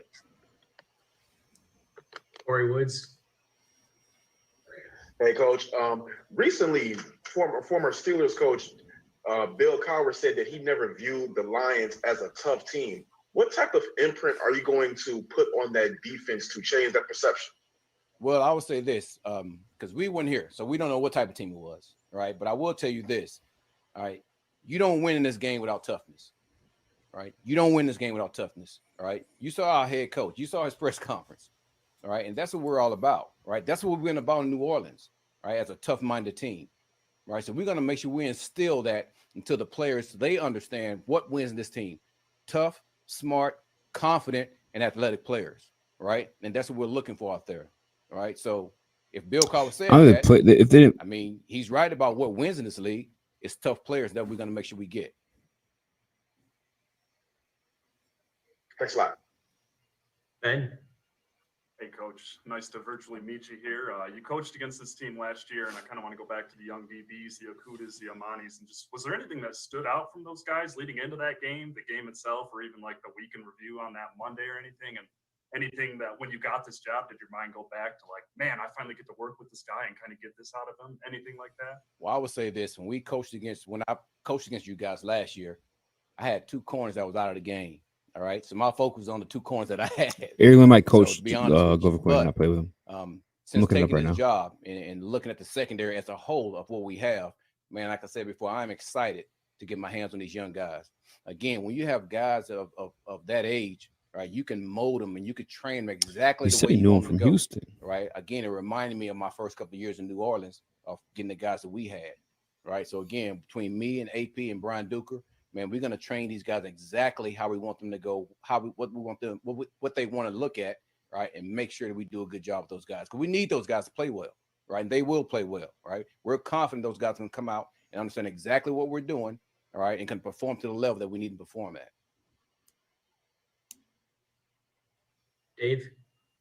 Hey, G, welcome to town. Good to meet you virtually. We've seen some odd man front elements that we see here the last few years, like the Patriots version of it, I guess. If I'm not mistaken, you'll be running more of like the Steelers version, maybe. Can you just explain the differences between the two and maybe what Is this guy playing cartoons in the background? What the fuck's happening there? Lengthwise in the front seven? Well, I'm going to tell you this, because we're still in the process of evaluating what we have, 3-4. All right. So I don't want to sit back and just say this is who we're going to be without making sure we have a full evaluation of who we have. Right. Because the number one thing that we're going to do as a staff is we're going to make sure that it's not scheme them players, it's players making sure we fit them to a scheme. Right. And that's our number one goal, to make sure we put the players in position to be successful. That makes sense. Is that the root of your philosophy, though? I mean, is there coming up where you came up as a player, is the 3-4, at the heart of what you like to do? Well, I would tell you this. The good thing about the systems that I've been in, all right, last year I was in the 4-3 for 5 years. All right, before that with Cleveland and the Jets, I was in the 3-4. All right, so I'm well versed on both of those systems. Right, again, that helps me as far as who do we have, right, and we make sure we put those guys in positions. So again, I've been part of both systems, well versed on both systems, right, and I'm gonna make sure we got the players right. They're gonna fit exactly how we need them to play.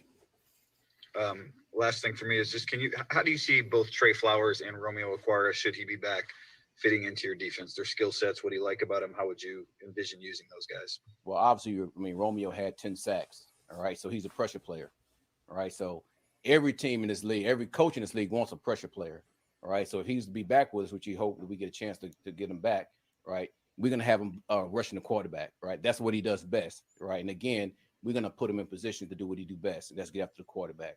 Right, with Trey Flowers, there's a lot of things he can do.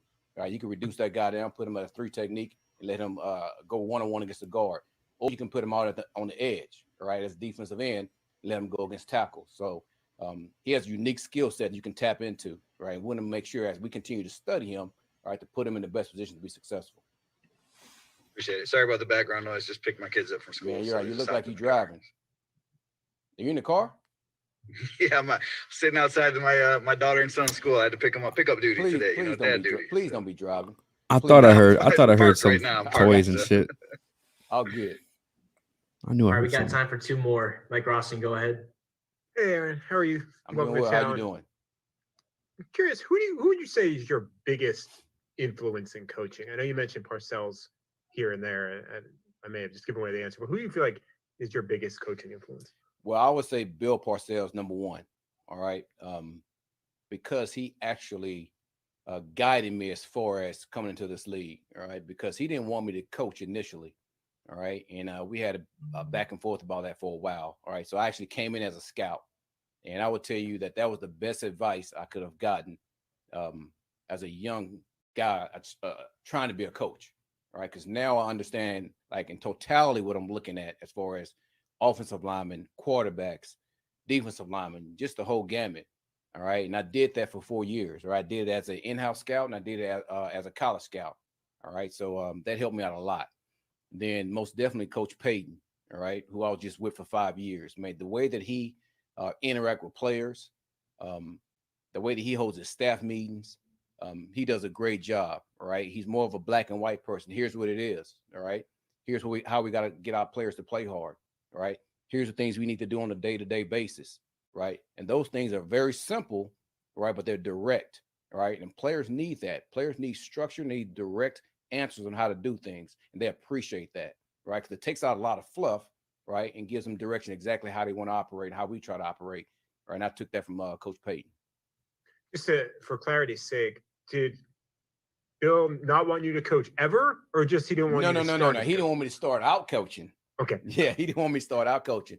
Again, he told me, I think you have a chance to be a head coach with your personality, all right, and your demeanor. So let's make sure we understand exactly what we're looking at, right? Not just on the defense side of the ball, but on the offense side of the ball also.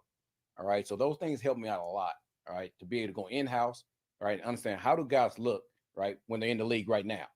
And then in college, right, potentially what can they be, right? And that taught me a lot about looking at guys and projecting them what they're going to be, right? And again, best advice I've had, right? Help me as a coach, help me as a young coach, right? Continue to help me as I continue growing this league. And I said one question Dave asked about Trey and Romeo. Linebacker wise, obviously there's varied positions in there, but is there a type of linebacker that you feel will work better for what you want to do? Yes, linebackers that can make plays. That's fair. I walked into that. But from like, is like, do you feel like there's speed, or like, is there a skill standpoint? Like, you prefer bigger guys? Listen, I love speed.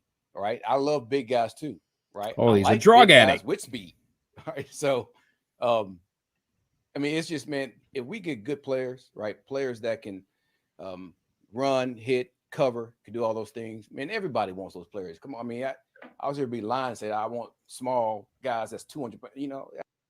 Yeah, I want big guys that can run, right? We all want that, right? But we want to make sure that we get the right guys, right? First off, character guys, right? That we know that your character is going to show up on the field at some point, right? So usually get good character guys, right? You know you're going to end up having a good team, right? And then if you have guys that usually get good character guys, right? You know you're going to end up having a good team, right? And then if you have guys that with the athletic ability that we're looking for, right? That's going to even make us better, right? So that's what we're looking for. Appreciate it. Thanks, Aaron. All right, Justin, last one. Yeah, just wanted to kind of wrap this up with a theme that both you and Dan have touched on, with the defense last year playing slow, timid, confused, whatever word you want to use, kind of all the same. How do you get this group playing fast quickly? Because that was the third year of a scheme they were just in, and they're still playing that way. How do you get them playing faster without oversimplifying things? Well, I think the first thing you let those guys know, and like a guy like Okuda, listen, let your best be good enough for us, right? Let your best, right? Don't try to live to be the third pick in the draft, right? We don't need you to do that, right? We just need you to be the best Okuda you can be, and that'll be good enough for us, right? And whatever that is, right, it's going to come with some competition also, right? Meaning other guys going to be behind you. They're going to be pushing for your job too, right? And that's just what we're about, right? Everybody on this defense is going to have somebody that's going to be competing against them for their job, all right? So the next thing is give them direct responsibility, right, of what their job is, right? If your job is to go cover this guy, you cover this guy, you don't let him catch it, all right? So now it takes a lot of thinking out, all right? So you look at the tape, you see guys in stacks and bunches, they don't know what to do, all right? We don't want to make sure that's not happening with our guys, right? So that takes a lot of confusion out. And when you're not confused, you're able to play fast, right? You know what you're doing, and then you can go make plays. We want these guys to be able to do that as much as they can, all right? So we want this defense. I'm not saying we're going to be simple with a target, all right? But we're going to be simple enough for our guys to know exactly what they're doing so they can go out there and perform their duties. Thank you, Coach. All right. Thank you, Coach. All good? All good. Thanks, Coach. Appreciate it. Appreciate you. I'm sold. I'm playing Anthony Lynn after this, but I'm sold. I think the biggest takeaways, and not even just, I mean, obviously he came out and said it, right? But I think you could listen to him and you know that he's like straightforward. And I think I see the benefit finally too in hiring these player coaches, right? Because like he spoke on keeping it black and white and being straightforward. Something we learned from Sean Payton. And Sean Payton's not necessarily a former player, but I feel like players are able to deliver that message, or former players, I should say, former players as coaches are able to deliver that message and articulate more, I guess, in a player-friendly manner. You know what I'm saying? Like they've been in those situations. You know what I'm saying? That they've been flustered in those moments. They've had success in those moments. They've been on the field. They've had these experiences. So if he speaks really well, and I think you could always respect someone who always tells you the truth, regardless of what you're thinking about it, right? If you like it or not, they're telling you the truth, and their goal, you guys have the same plan to be successful, then like that's good. That's great, like leadership. You know what I'm saying? Like in general, dog. and I'm 100%. I don't think that it's gonna be a complete turnaround. But who else is excited to see Jeff Okudah under Aaron Glenn's defense now? After that, you know what I'm saying? Like, and I feel like that's what any successful coach, beyond defense, that's what you do. You play to your players' abilities and like what you can do with them. Yeah, you may have a system in line, but that system's not always going to fit to every single piece that you have. And that's the same. I've heard the same thing compared to like public school systems and stuff like that. Blah blah blah. But like, bro, I'm fucking pumped, man. I'm really fairly confident in that. That could be a bunch of shit that is bought and it's something maybe said all the time, but it felt genuine. It felt genuine. His delivery in it was genuine. And obviously he's been in the position of playing, in the NFL as well. On top of the fact, too, shout out to you guys coming too, man. Shout out to you guys for watching with me. Okudah is a dog. I think we saw a little bit of dog out of him, bro. Okudah has a whole like persona called El Jefe, or whatever he calls him. You know what I'm saying? Like this, I think Aaron Glenn will bring that out of him, man. Coupled with the fact that this is his second year in the NFL, man. What up, Dobie? I'm pumped. I'm sold, man, on him. And granted, too, we don't have all the pieces, but he's saying we're gonna do what we can, what we got, and we're gonna play to their abilities and whatnot.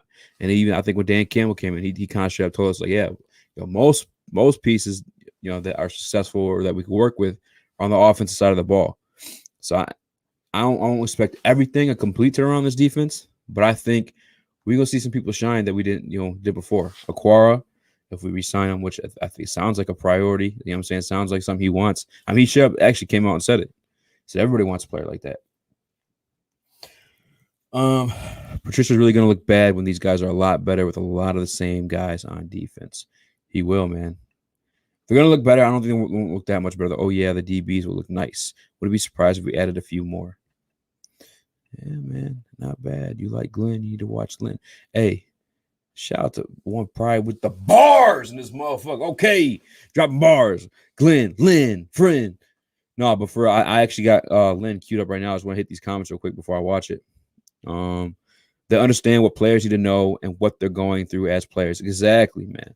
And I am excited for Okudah because Okudah does have some dog in him, like it or not, man. Hashtag free Hefe. If Glenn becomes head coach, I hope Pleasant doesn't join him. Free Hefe. If that's your strength. Yeah, play the strength, man. Luke's been trashing Okudah. Okudah's not trash, man. Okudah's not trash. It's crazy to me. You can call him a bust, right? Because at number 3, no bueno. El Jefe, no bueno at 3. I think we're in agreement with that, right? But you can't say he's not going to be a good player. You know what I'm saying? You can't say he's not going to be a great player yet because one, you had an offseason that didn't include like a normal offseason. He wasn't running reps with NFL wide receivers and ones and shit like that, and just getting his hands in the game physically. He didn't have a normal offseason like most players do. You know what I'm saying? He had the COVID offseason. They had to work out through Zoom. Gronk didn't even fucking work out. He said he changed. He did one day where he worked out. He changed his shirt 11 times. You know what I'm saying? Like that's just not normal off rip. 2, he was rushing back from injury. If we're keeping it real, I'm not sold that Okudah's trash yet. I'm not sold. But I'll keep going with my reasons too. Obviously, the COVID offseason. 2, little rush back from an injury, and he dealt with the injuries like right away. And I think it's something a lot of these young guys deal with in the NFL because like it's a different game. The motherfucker's a lot bigger, a lot stronger. Three, bro, cornerback's a hard fucking position to play, man. I don't know if you guys watched the clip of Darius Slay, but he kind of spoke on it like directly. You know what I'm saying? He spoke on like the changes from college ball to pro. Matter of fact, if you guys want, comment, let me know. I'll put the Darius Slay one on now too. I do want to watch Anthony Lynn's, but like to the Okudah point, like you got to give him more than 1 year before you say this dude's about to be trash. And you guys know I'm not no slap happy Lions fan telling you everything's gonna be all like glitter and rainbows and shit like that. But like we keeping it real. Like you can't say that after 1 year, especially considering the offseason that he had. I can't. You can't. Okudah's tackling some of the best I've seen from cornerback. Absolutely. If he starts covering just as good as he tackles, Okudah will be an NFL All-Pro. Absolutely. B. Taylor says Okudah's going to be okay. I hope. B. Taylor, man, we need that. We need a mock draft, man. We need some mock drafts. I was not a fan of him at 3 either, and he had a bad year as a rookie, simply put. But they played him on the pulled groin. That does not tell us what he is, so I have to give him a pass. Yeah, man, we definitely got to give him another year. I'm waiting to see on Julian Okwara too. I think he's a piece we might end up in. It sounds like he wants him, man. So and it sounds like multiple people want him. I don't know if I'm doing what's my camera more straight like this, whatever. It's my laptop camera anyway. I didn't know he's injured. Okudah only gave up 11 receptions and 25 pass attempts as a junior. I don't see how people say he struggled in coverage in college. Slay was shit for first 3 years. Now look at him. He was shit. Actually, no, it was just really that 1 year. It is a tough transition, man. If you guys want, I'll put on the Slay thing too, man. But One Pride 40 said, here you go, brother. He's got a new subscriber. Hey, thanks, One Pride 40, man. You've been here before. You ain't subscribed, bro. I see you in here before, man. Okudah is tackling a monster. I agree. Best quarterback tackler I've seen on the Lions. Yeah, I 100% agree too. I was like thoroughly impressed with a lot of his tackles. Like clean ass, like, you know what I'm saying? Like head coach, like college or high school, head to the hip type tackles, man. For a smaller guy too, man. I don't think Okudah's that big. Groin injury and also 0 pass rush. Yeah. Galladay getting no love. I love Galladay. Galladay's an amazing player, but I'm not paying him $16 million. Like, I love you, Galladay. Go get paid. Get the fuck on out of here. You're my guy. You're a great player, but we're not in the position to be playing a wide receiver $16 million if we're not on the cusp of winning. And I guess this is my opinion. I'm not a big fan of paying wide receivers. They come a dime a dozen. Man. Should I play the? You want me to play? I got Lynn ready to go now. But do you want me to play Slay on Okudah, or do you want me to play Lynn's introductory? Let me know, baby. Let me know. I feel he could be a potential all-pro safety though. I mean, probably. I think safeties, no disrespect to them, but I think a lot of times safeties, even the best ones, are failed cornerbacks. So I mean, you're absolutely right in that one. I can't disagree with that. Can't disagree with that at all. Kenny can't separate. I've heard that before. Somebody else said that. I agree on Galladay, Slay. Someone says Lynn. 16 mils a steal for Kenny. That's all he wants. We should do. That's all he wants. What? Troy, man, you my guy. But come on, Troy. Come on. Okudah's 6 foot. Okudah's 6 foot. I'm talking about skinny though. He's a skinny boy. A KG turned down 16 million, so he wants more than that. I'm so straight on like paying him that. Yo, I'm gonna keep it real. I think Slay's Okudah take is quick. I'll make it quick. Man, I got Lynn ready to go too. I'm gonna play Lynn, and then we'll go. We're talking about Okudah right now, man. I'll just play the Slay Okudah. Give me 1 second. I'll find it. Damn. I need to fix my SEO, bro. This shit did not. I typed in Slay Okudah, nothing popped up. That's crazy. That's fucked up. I gotta go to my own page and look for this shit. Man, it's my shit. Damn, bro, I've been putting in work. Look at all these goddamn videos, so you guys can't see. I'll put on so you guys can see. You guys go video shopping. You know what I'm saying? Here we go. Boom.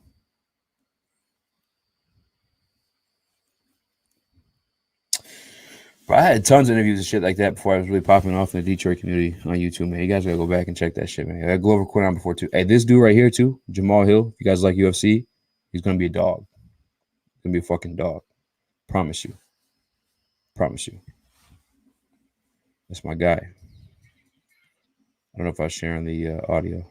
You guys might want to turn this down a little bit because I'm not gonna lie, this intro is loud as fuck, bro. Hey, Narcos though. Hey, who said that? Dr. Detroit. If this little kids here, close your ears. They be fucking in Narcos, dog. I'm not too far in, but every time I might just, you know what I'm saying, wakes.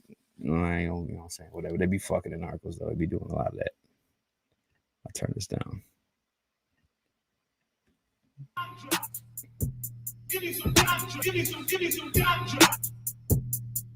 Former Detroit Lion, 2013.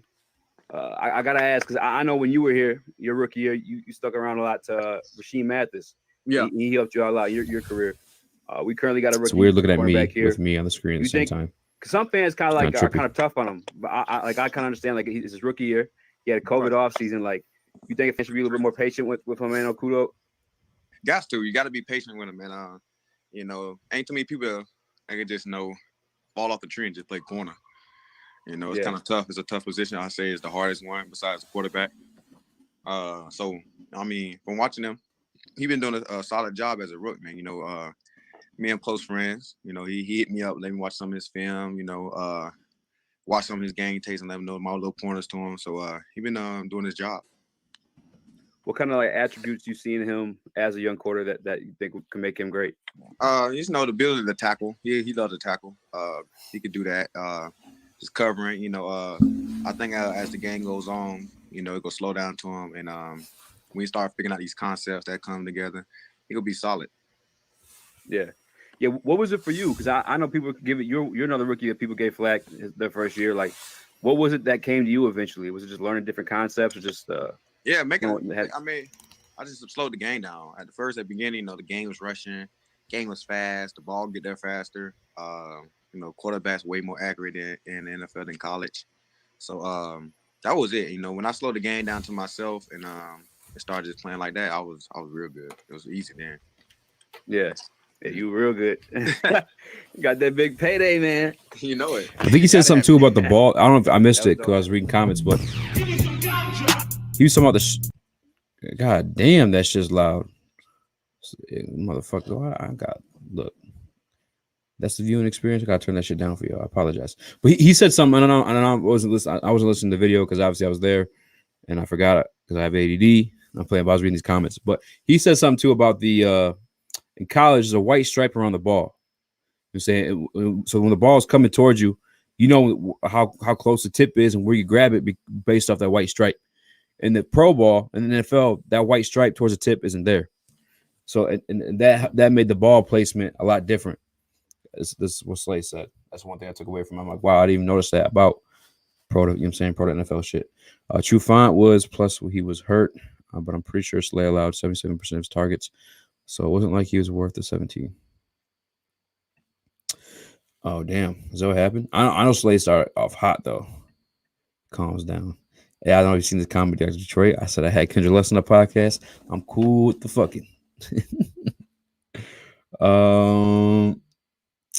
Where was I at? Give me some ganja. Give me some ganja. Bro, Kendrick Lamar, bro. That album was sick. That shit was hot. How the hell you get these players on here, bro? Look, man. Yeah, I'm about to drop some news on Monday. Okay, Easy been out here, man. And Easy may have done some stuff in the past to get around some people. I had to do what I had to do, you know? We need some pass rush to help Okuda. Yeah, 1,000%, man. He's pimp, bro. Yes, for sure. Kendrick Lamar. To Pimp Butterfly was hard, too. Kendrick Lamar need to drop a new tape. He does, man. He does. I feel like you can't rush greatness like that, though, bro. Because Kendrick came on, bro. That man was spazzing. That shit was crazy. It's crazy how rappers sometimes lose that shit, too. Don't give away a secret to the game. So, okay. I appreciate that, Dr. Detroit. I appreciate that. Ooh. Ooh, headed over to the land right now. I told you I had that bitch queued, so I'm gonna play right now. Thanks for doing this. Welcome to Detroit. Thank you. We get better weather than this eventually. Coach, I just wonder what kind of what you know about the Detroit Lions, what you've seen already. Just what sort of offense you imagine putting together here, and how important is the running game in that? You know, I know that being a former running back and all, that narrative kind of has followed me as being a ground and pound guy. And yes, I have rushed for a lot of yards over the last decade, but you know, I believe in this league, the defenses are too good to be one-dimensional. You know, you have to be balanced in your attack and your approach, and that's going to be our intentions. But at the end of the day, we just want to win damn games. And so if we got to throw it 50 times, we will. If we got to run it 50 times, we will. But we want to just focus on winning. And just one other thing, this team has had trouble running the game in the last several years. And it's no secret. How important is it that to really build that up and get it going, though? Well, it will be. I think the offensive line on the offense side of the ball is the deepest position, so it will be an emphasis to the nugget to run the football and run it efficiently, because I believe the more ways you can run it, the more ways you can throw it. All right, thank you. Sure.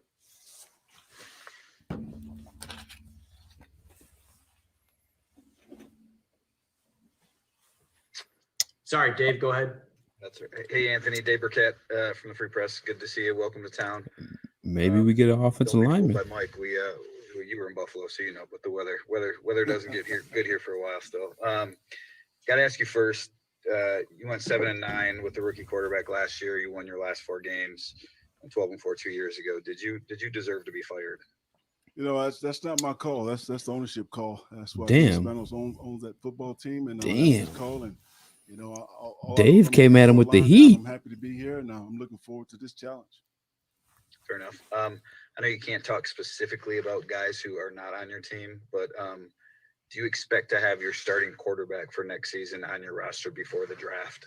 And I guess regardless of that, you know, I don't know, what did you learn about handling a rookie quarterback this year that will help you the next time you're in that situation?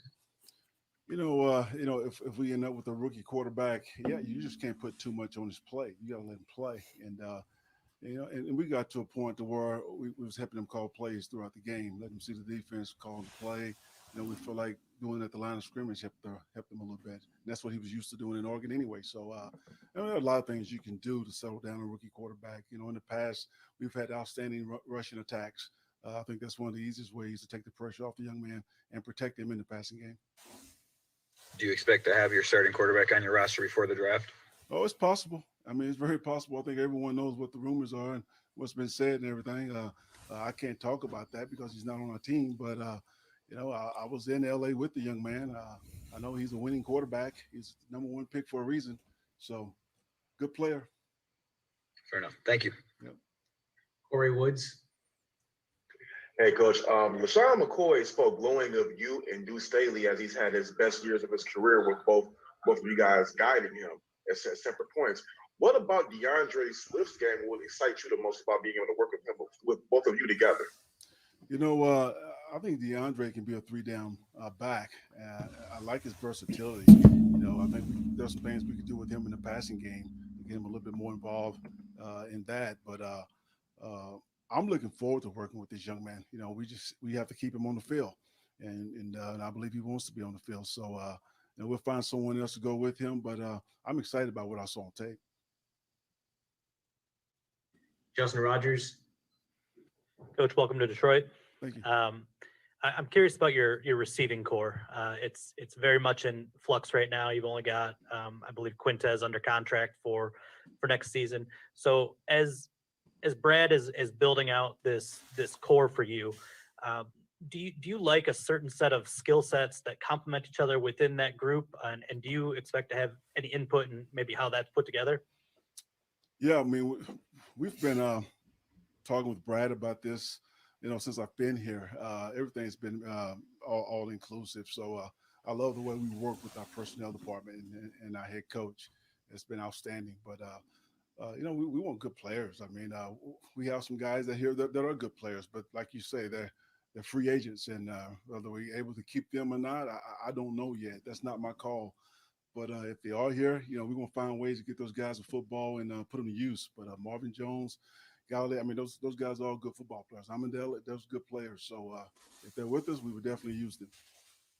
And I'm just curious, how different is Dan now than from when you guys were together in Dallas? You know what? In a lot of ways, he's the same because he's a hard worker. He's highly competitive, and he's a high character man. That's the reason why I'm here, because of Dan Campbell. I've all this respect in the world for him.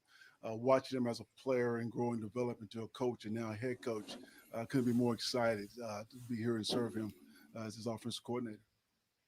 Less hair too, for sure. Yeah. John. Hi, Anthony. I'm John Macaroon with SI's Detroit Lions site. I have two questions for you. My first, you've obviously worked with elite tight ends. How excited are you to work with TJ Hawkinson and to see his future progression? Very exciting. TJ did some nice things last year, and I think his ceiling is even higher. I know he made the Pro Bowl and all that, but he can play even better, and that was the encouraging part. But I like what I saw on tape. He's a good football player. And then my second question involves Mark Brunell. How excited are you to work with him on the staff, and what can he bring to this offense? I've been with Mark twice in Jacksonville and New York, and he was, by the time we made it to New York, he was already coaching, to be honest with you. So I'm excited to work with him. He's a high character man. He played in this league at a very high level. Mark's he's been low and he's been high, so I think he can relate to anybody that we bring in here, and that's a big part of teaching is being able to relate, and Mark definitely can do that. Welcome to Detroit. Appreciate your time. Thank you. Justin Rose. Anthony, I feel like I already know you from Hard Knocks, so thanks for that. I've forgotten about that. You said Dan Campbell's one of the reasons why you're here in Detroit. A lot of the other coaches kind of mentioned something similar to that. What about this staff as a whole? He seems like that uncle who like so just excited about what you guys are trying to do. like never swears and shit. Like as soon as he's mad, it's a wrap. Good people. Scary as, you know what I'm saying? That's I feel like Anthony Lynn's like be damn good coaches. So I'm excited. The quiet, reserved, well-spoken uncle. As soon as you fuck up, he's as a guy who's gone. put together your own staff before, now you're coming along and being a part of it. There seems to be that the Lions organization itself wants kind of a collaborative effort from all different levels. I mean, are you seeing that with the types of experience you're getting from different positions in the coaching ranks? Absolutely, and I don't think that's a bad thing. Obviously Dan and Brad, they're going to make the call, but they make sure everyone in this building has a voice, and that's important. Welcome to Detroit, man. Thank you. Welcome to Detroit. Jamie. Hi, Coach. Jamie Edmonds, Channel 4. Welcome. My question switches gears slightly. As a former head coach, I wanted to know your opinion on this issue of the lack of diversity in head coaching positions in the NFL. And in your short time here in Detroit, what do you think the Lions' philosophy is with that? I just got here, so I really don't know. I just know that the NFL is not exempt from the rest of the world. You just look at what's going on in in society in general, Fortune 500 companies and CEOs, and it's just that's always been a battle, a struggle, something that we fought for years and still fighting. But I just look forward to the day. We're not talking about the color of a man or a woman's skin. We just hiring the best people, and that's all I really want, to be honest with you. But amen. From what I've seen from this management so far, it's been outstanding. Very supportive. With the head coach and long-term deal and very dedicated and committed to getting this turnaround and building a consistent winner here. And I just believe when you have good leadership like you have in Dan Campbell and support from management, it's not a matter of if, it's just a matter of when. And that makes me excited. Thanks a lot. All right, we got time for three more. Tim, go ahead. Hey, Anthony, thanks for taking the time. Appreciate it. Hey, you've talked about a number of different positions on offense, but as the last game of the season kind of showed us, that offensive line is critical. I'm just curious your initial thoughts of the guys that you're inheriting. Obviously, Frank is a really terrific young center. You've got Dak over on the other side, some young pieces and some vets. Just curious, your initial thoughts of the guys that you have up front, because we all know that's critically important to this success. I mean, like I said, right now, I think that's our deepest unit, and we could use a little more depth at tackle, but I like the guys that can play inside. And Decker's, he's one of the top left tackles in the game, and the center Frank, like you mentioned, outstanding football player. Met with Jonah Jackson today. He's a young, up and coming stud. So I'm very pleased with what I've seen so far from the offensive line. Carlos. Anthony, last year, when you had Tyrod Taylor and Justin Herbert, interesting situation with a veteran, proven guy that you'd coached before, and then a highly drafted rookie. What went into the decision to start Tyrod? Did he win the battle in camp, or was that the plan all along to start the veteran and let the rookie kind of sit and learn a little bit? How did that play out? Well, the plan all along was, we was going to play the best football player, but we didn't have a preseason. We didn't have an off season. So Tyrod Taylor was our day one starter, and he earned the right to be the day one starter. Every man on that team voted him team captain. That was the only time that's happened since I've been there, and because they knew what type of lady he was. And I've had Tyrod before. He was my starting quarterback the last time I was in OC, and we had a top 10 offense. He's one of the best guys in the league and taking care of the football, and he has a winning record. So he deserved to be the day one starter, and he won it on opening day. He won the game with a fractured rib. Just as a follow-up, what is your philosophy on a rookie quarterback starting the season? Are you open to that possibility if he wins the battle in camp, or what's your philosophy? If he wins the battle in camp, you got to play the best player. If you don't, you're going to have a ride in the locker room if you're not putting the best people on the field. But I love to see that rookie sit and watch for a little while. If he can watch for half a season or watch for the first year like Patrick Mahomes did, I believe you can learn so much from the right veteran quarterback. And because a lot of rookies come in this league, and then we getting a quarterback? The speed of the game is twice as fast as it was in college. We drafted a quarterback, Seven? Have success in today's environment, with social media, things get out of whack, and some of these guys lose their confidence. There's not much of a nugget. I feel like more nugget was offensive line. I can set a rookie. I will if I can. AB. We're not scared to draft a rookie. Hey, welcome, Coach. Thanks. What is got a music to question my about fucking play ears, calling. bro? Like I said, you guys are on the West Coast, so I didn't really saw your games. I don't know if you were the primary play caller the last years while you were head coach, but it's been a while being a play caller. Is this something you like a bicycle? Once you rode it, you know how to do it, or is it something you got to get back into being the primary play caller? Well, even before I was the official play caller, I was calling plays. You know what I'm saying? I was always preparing like a coordinator. In every game, I'd call plays. So when I became the primary play caller, it wasn't like it's the first time I did. Dr. Detroit, they're asking about a last 4 rookie years, QB or a rookie quarterback. Let those guys call the plays, but Player competition. And he's like, if I don't think it's the best players on the field, you have a right in the locker room. He prefers to the rookie quarterback. Thank you. Not really nugget, one more. but I Mike mean, O'Hara, wrap us up. Coach, you spoke a lot more openly on it than I would expect him. When you had Antonio Gates, who really grew up about 10 minutes from where you are here in Detroit. Most teams, that question comes up. They're like, no, we have Jared Goff. Like, he's our guy. You got a guy who can really dominate. You know what I'm saying? I'll tell you what, it's not completely crazy to think that you're a quarterback, man. I hope. You have linebackers and safeties covering that guy. And if one of the top four is there, and so if I force you to put take DB on that guy, then absolutely take him. Obviously, you have a lighter box, and you want to run the football, and you want to run the football into a lighter box. Royce, you're wrong, bro. That's what do you mean? That's what up, though, Ben? It's been a long time, man. Developing. I think he can develop Royce. That role. Absolutely. All right, cool. All right, thanks for taking the question. Thank you. I don't believe that. That not one bit, bro. Okay, guys, take care. He literally just he brought up the thing with Patrick Mahomes. He brought up the thing with the shitty music. I'll stop that right now. That's really annoying. No, man. Absolutely not. This is like that might have been a nugget for sure because, like, again, and Dr. Detroit spoke to this earlier before. It's what they don't say. You know what I'm saying? And when that question comes up, when they're talking about the quarterbacks and whatnot, maybe I run it back. I can run it back if you guys want to hear it again. But the PC thing to say, especially with a guy who's been known to be as like finicky and emotional as Jared Goff, is I don't want to talk about that, or like he would say something along the lines that we have our guy in Jared Goff. That's our quarterback right now. That's our quarterback going forward. We have him on for 4 years. Yeah, Blase, he's been to the Super Bowl, NFC championships. He didn't say that. he said I prefer to sit a rookie quarterback a year. And if you know, within a year or two, if you know, have him compete in camp, and if he could play, he could play. Otherwise, you have it right in the locker room. I think, oh man, I like that. You call me Funk said, you pass that shit to the left.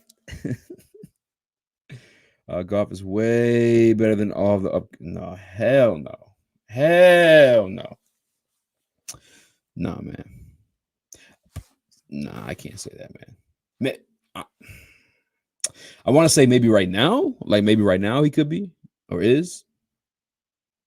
But I'm not even confident saying that. I'm really not, man. There's nothing I've seen special from Golf. He's if anything, he's like I can't even say that, man. He's been a system guy on a really good team, man. He really has. And take the best available. I'm cool with that too, man. I say if your plan is to take quarterback, trade back. Get some more picks, man. Shout out to my man Ben, BSD Radio. He covers all the stuff in Dallas. Actually, he covers like all around too. Shout out to Ben. He's actually one who put me on StreamYard too. Him and Luke helped me learn how to operate it. Ben put me on it. Royce passed that shit to the left. I'm good with the QB as long as they don't trade away picks they need. Yeah, I don't. That's what I'm saying. I don't want to move up for a quarterback, but if he's there at 4, and again, I'm sorry, at 7. If he's there at 7, it's one of the top 4. And I don't even. Trevor's out of the question. I think Zach Wilson's out of the question. Justin Fields may be there. I don't think he will be. I think the guy that's going to be there available for us is Lance, in my opinion. This is just me. Does it feel like kind of like quarterback heavy? I don't think it's ever been like this big of a shuffle at the quarterback position. They're putting everyone on notice. No sacred cows. Big facts, man. And I like that shit. I mean, even back to Aaron Glenn's interview, he spoke on that too. Keeping things black and white. Like, yeah, there's somebody like behind you. He was talking about Kuda too. You know, he's like, well, look, if someone's like ready to do his job better than him, he on the field. You know what I'm saying? Like, and I like that shit. And the fact too that they are former players themselves, so they can articulate it and deliver it in a manner where it's, you know, may not be taken disrespectful. Granted, it's 2021. Motherfuckers are being like really sensitive about everything. So maybe somebody does get upset, but I'm just more confident in the way that these guys can deliver that message, articulate the reasons why, and keep it to like work. You know what I'm saying? Get to work, young man. You wanna, you know what I'm saying? You wanna play, get to work. Do what you gotta do. And keep things simple too. You know what I'm saying? It's not like I'm asking you doing too much. I'm breaking it down exactly what I need you to do. If you can't do it for me, I gotta get the next guy. Keeping it real, keeping it blunt. Fields would be good if he sits behind Golf a year or two, like Lynn said. Yeah, I think the same thing with Lance. That's a real nugget. It is, man. It is. He also said something about offensive line though as well. I will say that. Do your research. Research done. I got a whole tape of Jared Goff's highlights, Royce. That there's what if. So for do this for me then, Royce. If you could just explain to me, and I'm being civil too. I'm not trying to attack you like that, bro. Like, let me know like what are Goff's strengths. Give me some like, you know, arm talent. Okay, Lance has that. Speed. Lance has that. He's mobile. Pocket presence. Goff has that. Accuracy. We don't know. It's all yet to be seen, man. It's all yet to be seen. You can't say none of that. I mean, you can. It's your opinion. Just the same way I'm speaking on. Like, I think these guys are better. You're right. He has to say that. He has to say, what, Ben? You talking about we're keeping this guy, or they have to compete? There is not one sacred cow on this team. Think about it. It's competition for everyone, and I love it too, man. I mean, and you look too. Aaron Glenn spoke on it. He said he's coming from New Orleans with Sean Payton. You know what I'm saying? One of the best coaches in the game right now. Think about there's coaches who like might sporadically show up and pop out and they have a good season and then they're bad again. Sean Payton's one of those coaches who are there consistently. They're consistently in the dance. They consistently have an opportunity. They're consistently a tough team. Even when they lose Drew Brees and you're playing against a fucking Jason Taysom Hill at the quarterback position, they still compete and they still find a way to win, playing to the players' strengths. Exactly what Aaron Glenn said too, man. I know Ben's in the building. You're not a Detroit Lions fan, but we're watching. You know what I'm saying? We got some new coaches and we're drinking some Kool-Aid. But similar to, and I had season tickets when Reggie Bush and Glover Quinn all came in, and James and Hedabo and stuff like that, and like it was just something different. I think Reggie Bush was it because maybe he's a star player, but he can still play by that way too because he's in Miami, had a couple 1,000-yard seasons, but it's just a feeling that there's an actual change, and there are no sacred cows in this team. You're absolutely right, Dr. Detroit. I think that's why we saw Stafford gone. Royce, they paid us picks to get rid of the guy. That's all the research I need. Exactly. That's a big thing too, Royce. Keep in mind, like the reports that came out about us wanting Aaron Donald. We didn't get Aaron Donald, and there's no way in the hell we were going to get Aaron Donald and Jared Goff from them. Goff is a throw-in. He's a 2-year project. We didn't sign him to this contract. In 2 years, he'd be gone. There's no commitment on our end other than what I'm saying these 2 years. And again, it sounds like the mindset is if we take a guy, whether it is at the 7th round pick or later, Goff's there to mentor him. He's there to be the bridge guy. You know what I'm saying, or to start until the next guy's ready. Do you think it was a nugget? I don't think it was a draft. I don't know, man. I'm not too familiar with Anthony Lynn. I don't know if he's one of those guys who just keep it like forward all the time. And maybe he may be a guy who keeps it forward from this point on because it will happen with him in LA getting fired and whatnot. But I don't know if it's a nugget for sure. I'm not too familiar with Anthony Lynn as a person, how he delivers his news, and if he keeps it real. Because some people just like play the PC game. You know, like I said, they say this is our quarterback, 4-year deal, blah blah blah, shit like that. That wasn't the case in that situation just now. It's kind of like Caldwell almost did. Be a man or next. Yes, and Caldwell did it in an extremely respectful way, man. I was a big fan of Coach Caldwell. I really, truly think, I mean, he definitely had his faults. I think the biggest thing for me was the time management and timeouts, and he was a little reserved on offense, but we've never seen success like that in my lifetime. I've never seen success like that, and I feel like he's got a fucking bad break, man, because like a couple more years, I feel like he deserved at least another year, if not 2. Force. Okay, here we go, Royce. So Royce giving us some stuff. Let's see. First 4 seasons of Goff starting as a quarterback, his stats are better than Brady, and the Rams made a big mistake. If y'all, it's your first time at the Speakeasy, y'all know how I get down. I'll pull up the numbers. Let's see. By the way, I'm one of the guys, if you're new here, Royce, I don't know if it's Royce that commented that or not, but I'm not a big Brady guy. I don't expect Tom Brady to have good stats. Off stats. I'm about to pull up this. Fantasy Pros, NFL comparisons. All right, so first 4 years. So Jared Goff's first 4 years are 2016, 2017, 2018, 2019.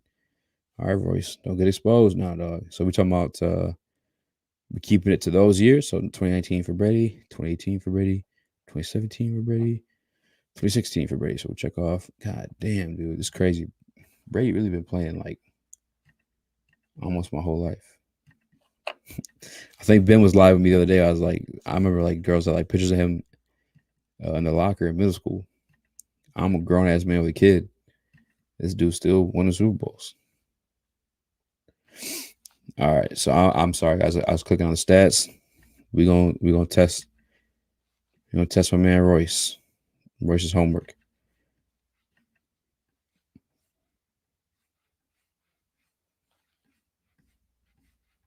All right, you guys see this? Oh God, that was a weird thing. Bro, these ads be wild, bro. Anyway, game started. So 60 games started by Brady versus Goff. I think Goff had some issues with his rookie year, so these are kind of jaded. Let's do the last 3. You guys want to do we'll just go.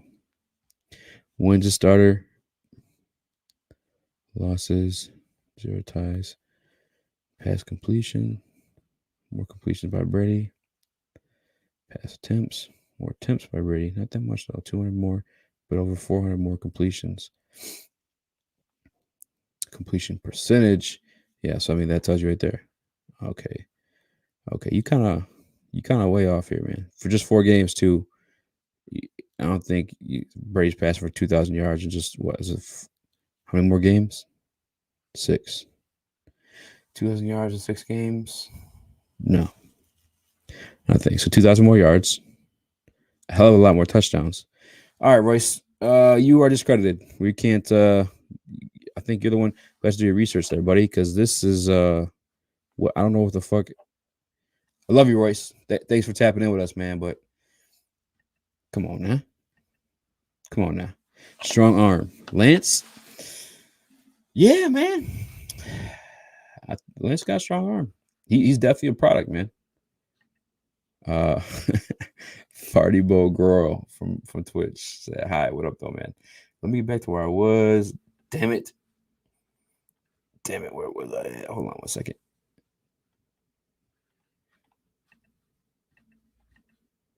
Says do your research, but overlook the description of what the new head coach says he'll be looking for in a quarterback. Rams made a big mistake. This guy is what up though, Jared Goff? Is this your burner? I'm playing. The QB thing he said was louder. I could run that back too. I know Dr. Detroit missed. I apologize, man. Shit, I hope Royce. I really do. Campbell said he wanted a mobile quarterback with a big arm. Goff don't fit the criteria. Big facts. You know who does though? Light skinned fella. Went to North Dakota State. By the name of Trey Lance. I got a feeling the Panthers are going to undercut us for a QB in the draft. They actually are. You're actually absolutely fucking right. That probably will happen.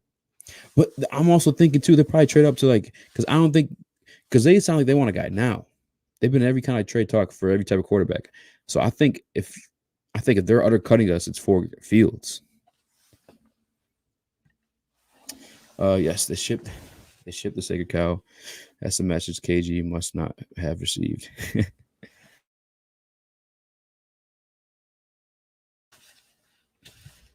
Agnew was against paying Goff when they were together with the Rams. What? I thought Agnew been here his whole time. Agnew played for us. Am I tripping?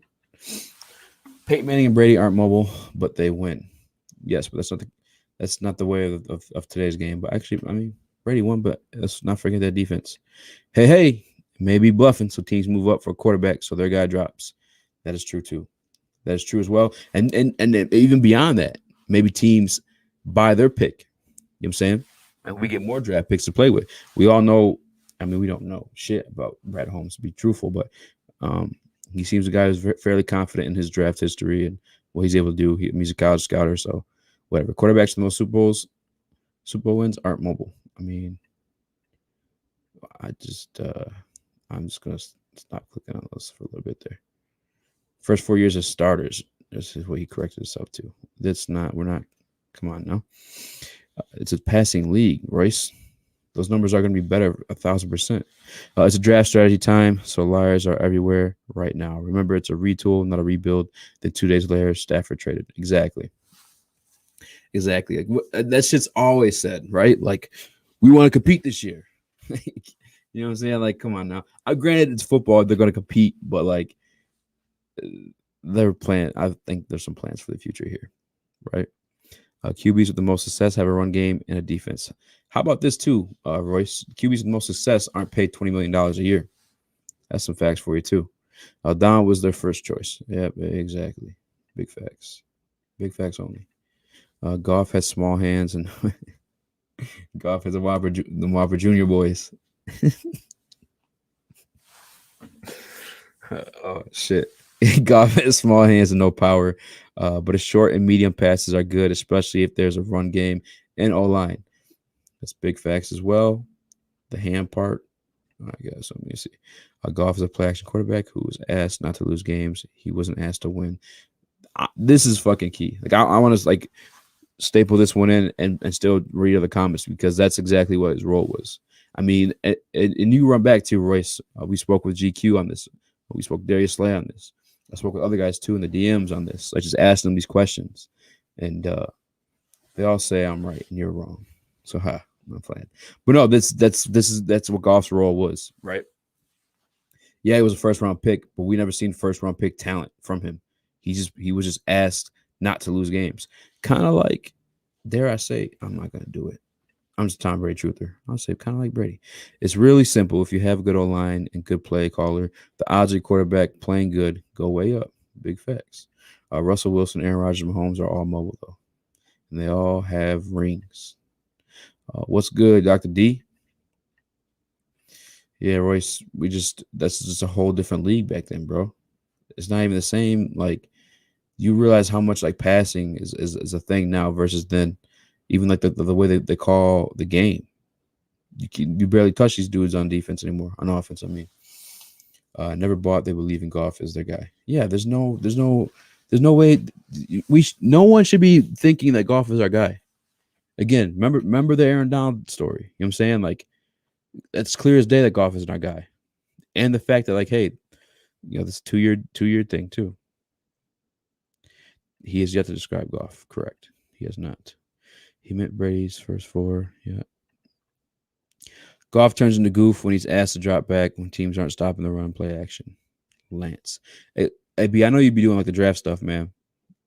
If you're still here, I want you to comment these quarterbacks, that top 4, and your perceived rankings. Who wanted to pay Goff? If Agnew said no, and absolutely not. Lance, his hands are small, so he can get a great spin on the ball. Oh, he cannot get a great spin on the ball. He throws in the back 1/3 of the ball. Watch. Ooh, Dr. Detroit. Telling you to do research. I've been calling for Lance for a year. Goff will have people trying to trade with us to get ahead of Carolina. Yeah, I hope Lance falls off to us. Did Lance play? Does anybody know if Lance played baseball? Because I've been knowing these dudes that play baseball as of late, who are a little bit mobile too, are fucking out cold. We could see the top 4. We could see the top 4 QBs taken by 6. Who says Philly won't take a QB or trade out the 6? Teams are going to position themselves to get one of the top 4 QBs, in my opinion. I don't think Philly's taking a quarterback, but I could definitely see them being a team that's selling for sure, 1,000%, and they should too. Who's at 6 for them? Maybe aside from the offensive lineman, Ray Agnew front office, bud. Okay, here we go. Good looks. Goff is second most wins, and oh my god, I don't think Lance is anything like Murray. I see more of Russell Wilson or Cam Newton. Yeah, I don't think he's like Murray either. I see. Y'all might not like this. I see Cam. Not Cam, sorry. Kaepernick. I see Cap and a little bit of the throwing, though, I'm still kind of undecided on. And I know it's like maybe not even be a good comparison to like make anybody excited for him, but I just like the mobility and he could throw. Cap could throw too. Philly just drafted a QB though. Yeah, I don't think Philly's taking a quarterback. And the other thing too, Hurts played well. He's not played bad. Goff is a guy on paper. Big facts. So if we draft Lance, do we take a wide receiver in the second? No, I don't think in the second we take a wide receiver. I mean, no, yeah. I think again, I think wide receivers come dime a dozen. If you look at the draft history of the Rams, the wide receiver stuff don't really pop off until like the 3rd round. I mean, it's possible we take a guy a second, right? I don't know who's on the big board for him. If we take a wide receiver top 10, I'm scared for my life moving forward with this team. If we take a tight end at 7, I won't be surprised. There's one guy, I don't know his name, but he looked very promising. But if you're including Lance, there are 5 top QBs, right? Well, the way I got it. Well, here we go. Top quarterback prospects in order. It goes Lawrence, Fields, Wilson, Lance, Jones, Trask, Newman. So I'm all good. So if we're at 7, and my options are Jones, Trask, and Newman, then I'm trade back. Trade back, get an offensive lineman. Let's run the ball. Not seeing Cap, Chief. Mond, M-O-N-D. What that mean? I wish we could get Lawrence. Man, honest to God, though, I mean, I don't care. I don't want this to happen, but we have the capital to get Lawrence if we really did. If we really wanted to, we can go get Lawrence right now. We have the 7th pick in this year's draft and then 4 first-rounders for the next 2 years. That's a nice package, dog. Y'all can have Goff. Look at this guy, Jared Goff. He is more better stats than Tom Brady his first 4 years, eh? Nothing else I could tell you. Steve-O Holmes did scout Goff and told Les Snead to trade up to get him. Now he's trading for him in Detroit. It's kind of hard to think Holmes doesn't like him as a starting QB. But again, go back to the Aaron Donald statements and go back to that's the thing that tells me right there. That Aaron Donald statements, the statements by Anthony Lynn, the statements too about this is like collective. So there's multiple minds, there's multiple chefs in the kitchen on this. Don't forget John Dorsey's here too. He's a very boisterous voice, especially in the front office, because he has, face it, more experience than Brad Holmes and more success in making those decisions too. So I think there's multiple cooks in the kitchen on this. That is a great point to make. But I think Goff was like this. That was just a throwing on the trade to make the contracts work. You're saying on cap space, it had to transact that way. I obviously wanted Aaron Donald, didn't get it, and it was the best offer, and Goff was part of that. People sleep on Newman. I'm gonna check on Newman tonight because I actually don't know who he is, but I'm definitely gonna peep him out. Then maybe we could take a tackle in the second. Yeah, I'm cool with taking if we're not taking quarterback and none of those guys are there out of the top 4, let's build the offensive line. And I don't want no quarterback from Alabama. I'm not a big fan of people saying like, "Oh, I don't want quarterbacks from certain schools," but I think Alabama is the exception to that because like year after year have the best fucking team. I mean, look, we got like 9 national championships, 7 national championships in the past like 10 years. Like, bro, they fucking go crazy. Facts, Steve-O. Yeah, Steve, that was a good point. That was a really good point. I just don't think that's the case, especially with, the Aaron Donald news dropping. And again, I mean, in 2 years' time, we can be done with him. And the statements made by Anthony Lynn just now were kind of interesting, but I'm not too familiar with him. I'm actually gonna get a friend on the show. He's from San Diego. He's more familiar with Anthony Lynn, and we'll see what he thinks too. Dr. Detroit, you got Jones over Lance. I don't think he had Jones over Lance, did he? Let's go back. He had Fields over Lance. He has Lawrence. Oh, he had Fields over Wilson. Lawrence, Fields, Wilson, Lance. No, yeah, he didn't have Jones over Lance. But I check out Jamie Newman. He said. Let me take a second. I was already there. I apologize, guys. Our only receiver we have is Cephas. We definitely need more. Yeah, we definitely need more, but I don't think. I mean, in the second, you definitely grab a receiver. I'm not going to be mad at that. But I just don't think he's coming in the first. Yep, I agree. There are 4 at 7. Yeah. No. From when I read this, for some reason, I thought about the. You ever see the Bugs Bunny meme? It was like, no. But for some teams, maybe not ours. But Agnew didn't want to pay him. So I don't know if Agnew stuff comes in just because of Les Snead. That's where I'm confused with the Agnew stuff. Holmes ain't the coach. And Holmes still makes a choice. Dorsey's the QB guy. Yep, that's why he's here. Scout the player, not the helmet. Yeah, no big facts. Scout the player, not the helmet. But I mean, look at the people that have been around my man Mac Jones. Bitch, I'm Mac, man. Now, Mac Jones, who's the running back that they had over there? They had 2 dog-ass running backs at Alabama this year. Devontae Smith. But I mean, this is a dog-ass team year after year after year. It's like a Jared Goff situation where, like, you might get tricked into thinking the guy is actually a good quarterback or has, like, skills beyond being a system guy or just playing his role because he has so many other pieces around him that excel at what they do. You don't need him to be that guy. And truthfully, I hope we build a team that we don't need the quarterback to be that guy. But if we have a quarterback that is that guy, I mean, that's just all the merrier, right? Who has Lance played against to believe in him and the competition was trash? You're absolutely right in that. But there are NFL scouts beyond the Detroit Lions, beyond me sitting in my basement and in this computer chair that think he is a top-tier talent. And that's why he's in the conversation. I mean, if you watch him on tape, too, you see that there's talent there clear as day. I mean, I don't. On top of the fact, 28 touchdowns, 0 interceptions, over 1,000 yards rushing. Like, only 20 years old. Like, let me sit 2 years on the chances that he develops even more from that. The one thing that I did see when I watched him is the only reason why it concerns me is he stares down his receivers, the guy he's passed to, and I think it's actually this is what the guy in the video said. So I'm not gonna say it's like me. Like I noticed this. They said it's by design of the plays, which. I guess like that's only concerning to me because Stafford had that same problem and Stafford never fixed it. He continued to stare down receivers. That's the only reason why that's the thing that concerns me about Lance. But again, we have 2 years to sit this guy. I think the Falcons are taking Fields, sadly. Yeah, the Falcons are. That's why I think Lance is a dude. If a quarterback's one of those guys are there for us, is not going to be Fields, unfortunately, in my opinion. Just because again, Fields is a project. He's a project. I'm keeping it real.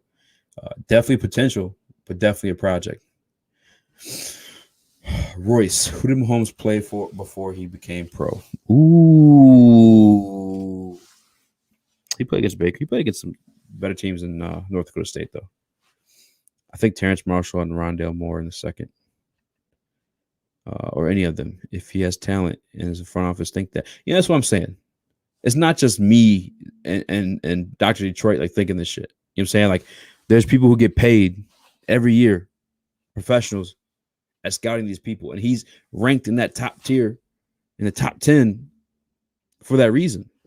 You know what I'm saying? He's a top 10 draft pick on multiple mock drafts. Ooh, call me Funk with the fucking KO. Big Ben played at Miami of Ohio. That's a mic drop. That's all you needed. For us, really, that's really all you needed. Yeah, Royce Wentz has kind of faded now too. Actually, but here's the thing with Wentz for me is the year they won the Super Bowl before he got hurt, balling. I'm saying they're 11-2. This dude, I think, had 4,000 yards at that point. He still had 3 more games to go. He's up, I think it was at 1470. We just looked at it the other day. I think it was yesterday, actually. Balling that year. Second year, he still gets kind of banged up. You see, he missed a couple games, played through a couple games. I think they made it to the playoffs still. And then the receivers were gone too. This year's receivers are gone. And then when Hurts came back and started looking good, the receivers are back. Deshaun Watson came back for a little bit. He went back out though. Alshon Jeffrey came back for a little bit. And don't forget he's missing Zach Ertz. Zach Ertz balled, man. Mahomes played much better competition. Yeah, he did. Favre played at a small college. What college did Brett Favre play at? Somebody commented. I think he played I'm not even trying to guess. No. Favre played at Ole Miss. I'm pretty sure. This draft is stacked at wideout, and our guys doing the drafting took Kupp, Woods, both day 2, and Tyreek Hill at like 155. I would lose all faith in this regime. Like if they don't go receiver 7, or they just don't like grab any. I'm trying to. So this draft is stacked at wideout, and our guys doing the drafting took Kupp, Woods, both day 2, and Tyreek Hill. Why would you lose faith? You should have more faith. I don't see them taking Fields. Big Ben played in Miami, Ohio. Already clicked on one. You can't compare the Big 12 to FCS schools, but North Dakota State runs a West Coast offense. That's going to be more familiar with the NFL offenses than the QB. And and another thing too, man. This guy's sitting 2 years. He's sitting 1 year max. Let's keep it real. Actually, I know it was a max school, and he didn't play no one. Goff has won playoff games, gone to Super Bowl, won playoff games this season with broken finger. Resume matters. Oh, man. Royce. What did he contribute to those wins?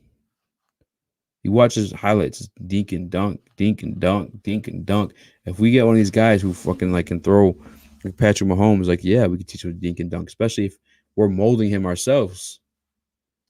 He's not being given it right away, and he's thinks he can do whatever he wants. Kind of like Matthew Stafford in a way. You know what I'm saying? And Matthew Stafford crippled a little bit too by having Calvin. This isn't the situation. He's sitting 2 years. He's gonna have to earn his spot on that field. So, and by earning that spot, he's got to do what is asked out of him in the system. And like he can do what Jared Goff does. Jared Goff does nothing special. You just I'm asking you again, please comment what Jared Goff does special. That's all I'm asking. North Dakota is not a MAC school. No, they're not a MAC school. Probably check a wide receiver instead. What are we thinking about? Dennis Smith, future piece or bust? Dennis Smith Jr. I mean, he's definitely a bust, but future piece for the Pistons, he very possibly could be. I think we have him for one more year after this one. I missed his. He played last night, didn't he? I didn't get to see. They need to fix the Pistons and get them back on like regular cable shit too, man. I'm sick of this shit. I was saying NDS was a max cool. I was referring to Ben. They'll probably take a receiver second. They'll probably take a receiver third for real. When he played Mahomes last season, he outplayed him and won.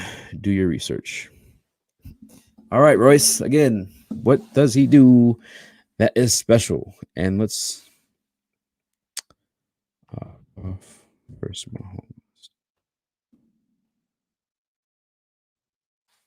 And I never honor Royce. Dog, shouts out to you for like rocking with us in the stream. Don't you ever compare Jared Goff to Patrick Mahomes. That's just crazy. That's wild. That's crazy. I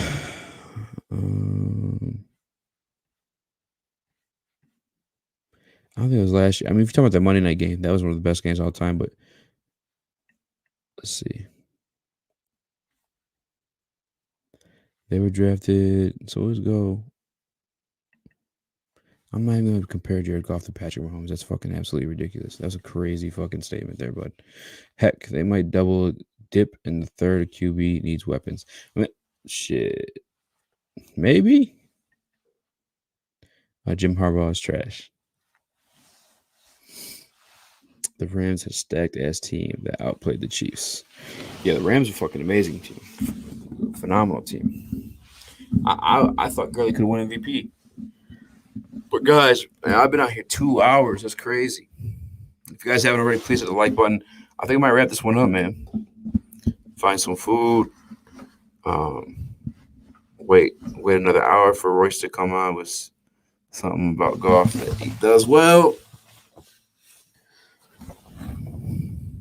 But I think I might wrap this one up. I appreciate y'all for rocking with me, though. I see white on the second. I can see white on the second. I can see white on the third. As long as it's not the first. If it's the first, let it be like 26-9 after we trade back because Fields was taken. He threw 5 touchdowns against Minnesota. Bro, is Minnesota supposed to be something like special?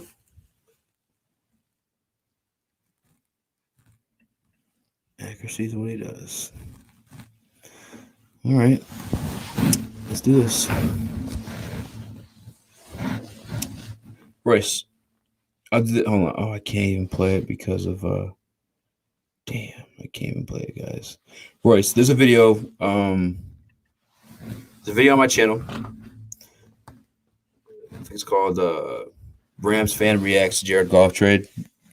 We had a Rams fan come on and he spoke on like the differences, and I asked him, you know, why are you more excited for Stafford? I'm saying, like, what does he do extra beyond Goff that makes you think this is a good trade? Because like y'all gave up a lot, you know. And I get the deep ball stuff. That's absolutely accurate. Royce, you got to admit that Stafford's a better deep ball thrower. I think everybody can say that. I think everybody knows Royce. I'm sorry. Stafford's not. I mean, Stafford's better than Goff. Goff's nothing special. He's just product of his environment. Ooh, Steven says he likes Lance more than Fields. I feel the same way for real, but I just don't. It's a hot button. It's a hot button to press there on people, and I just don't want to look stupid because it feels crazy to say, right? Love optimism. If Royce is right, Lions are in the playoffs next year. Hey, come on, guys. Let's chill. We keep it real, speak easy. The Lions ain't no goddamn playoffs next year. I love y'all though, but come on now. Keeping it real. But he fumbles the ball easily, terrible under pressure. Very bad under pressure. Stafford can spike the ball. All right, guys. That was the last comment. I'm out. If you ain't haven't already, hit the subscribe button. I'm going to try to do these lives daily. If not, you guys see me on other platforms. Like I said, we got some big news dropping Monday, but as always, man. It's easy. Speak easy, baby.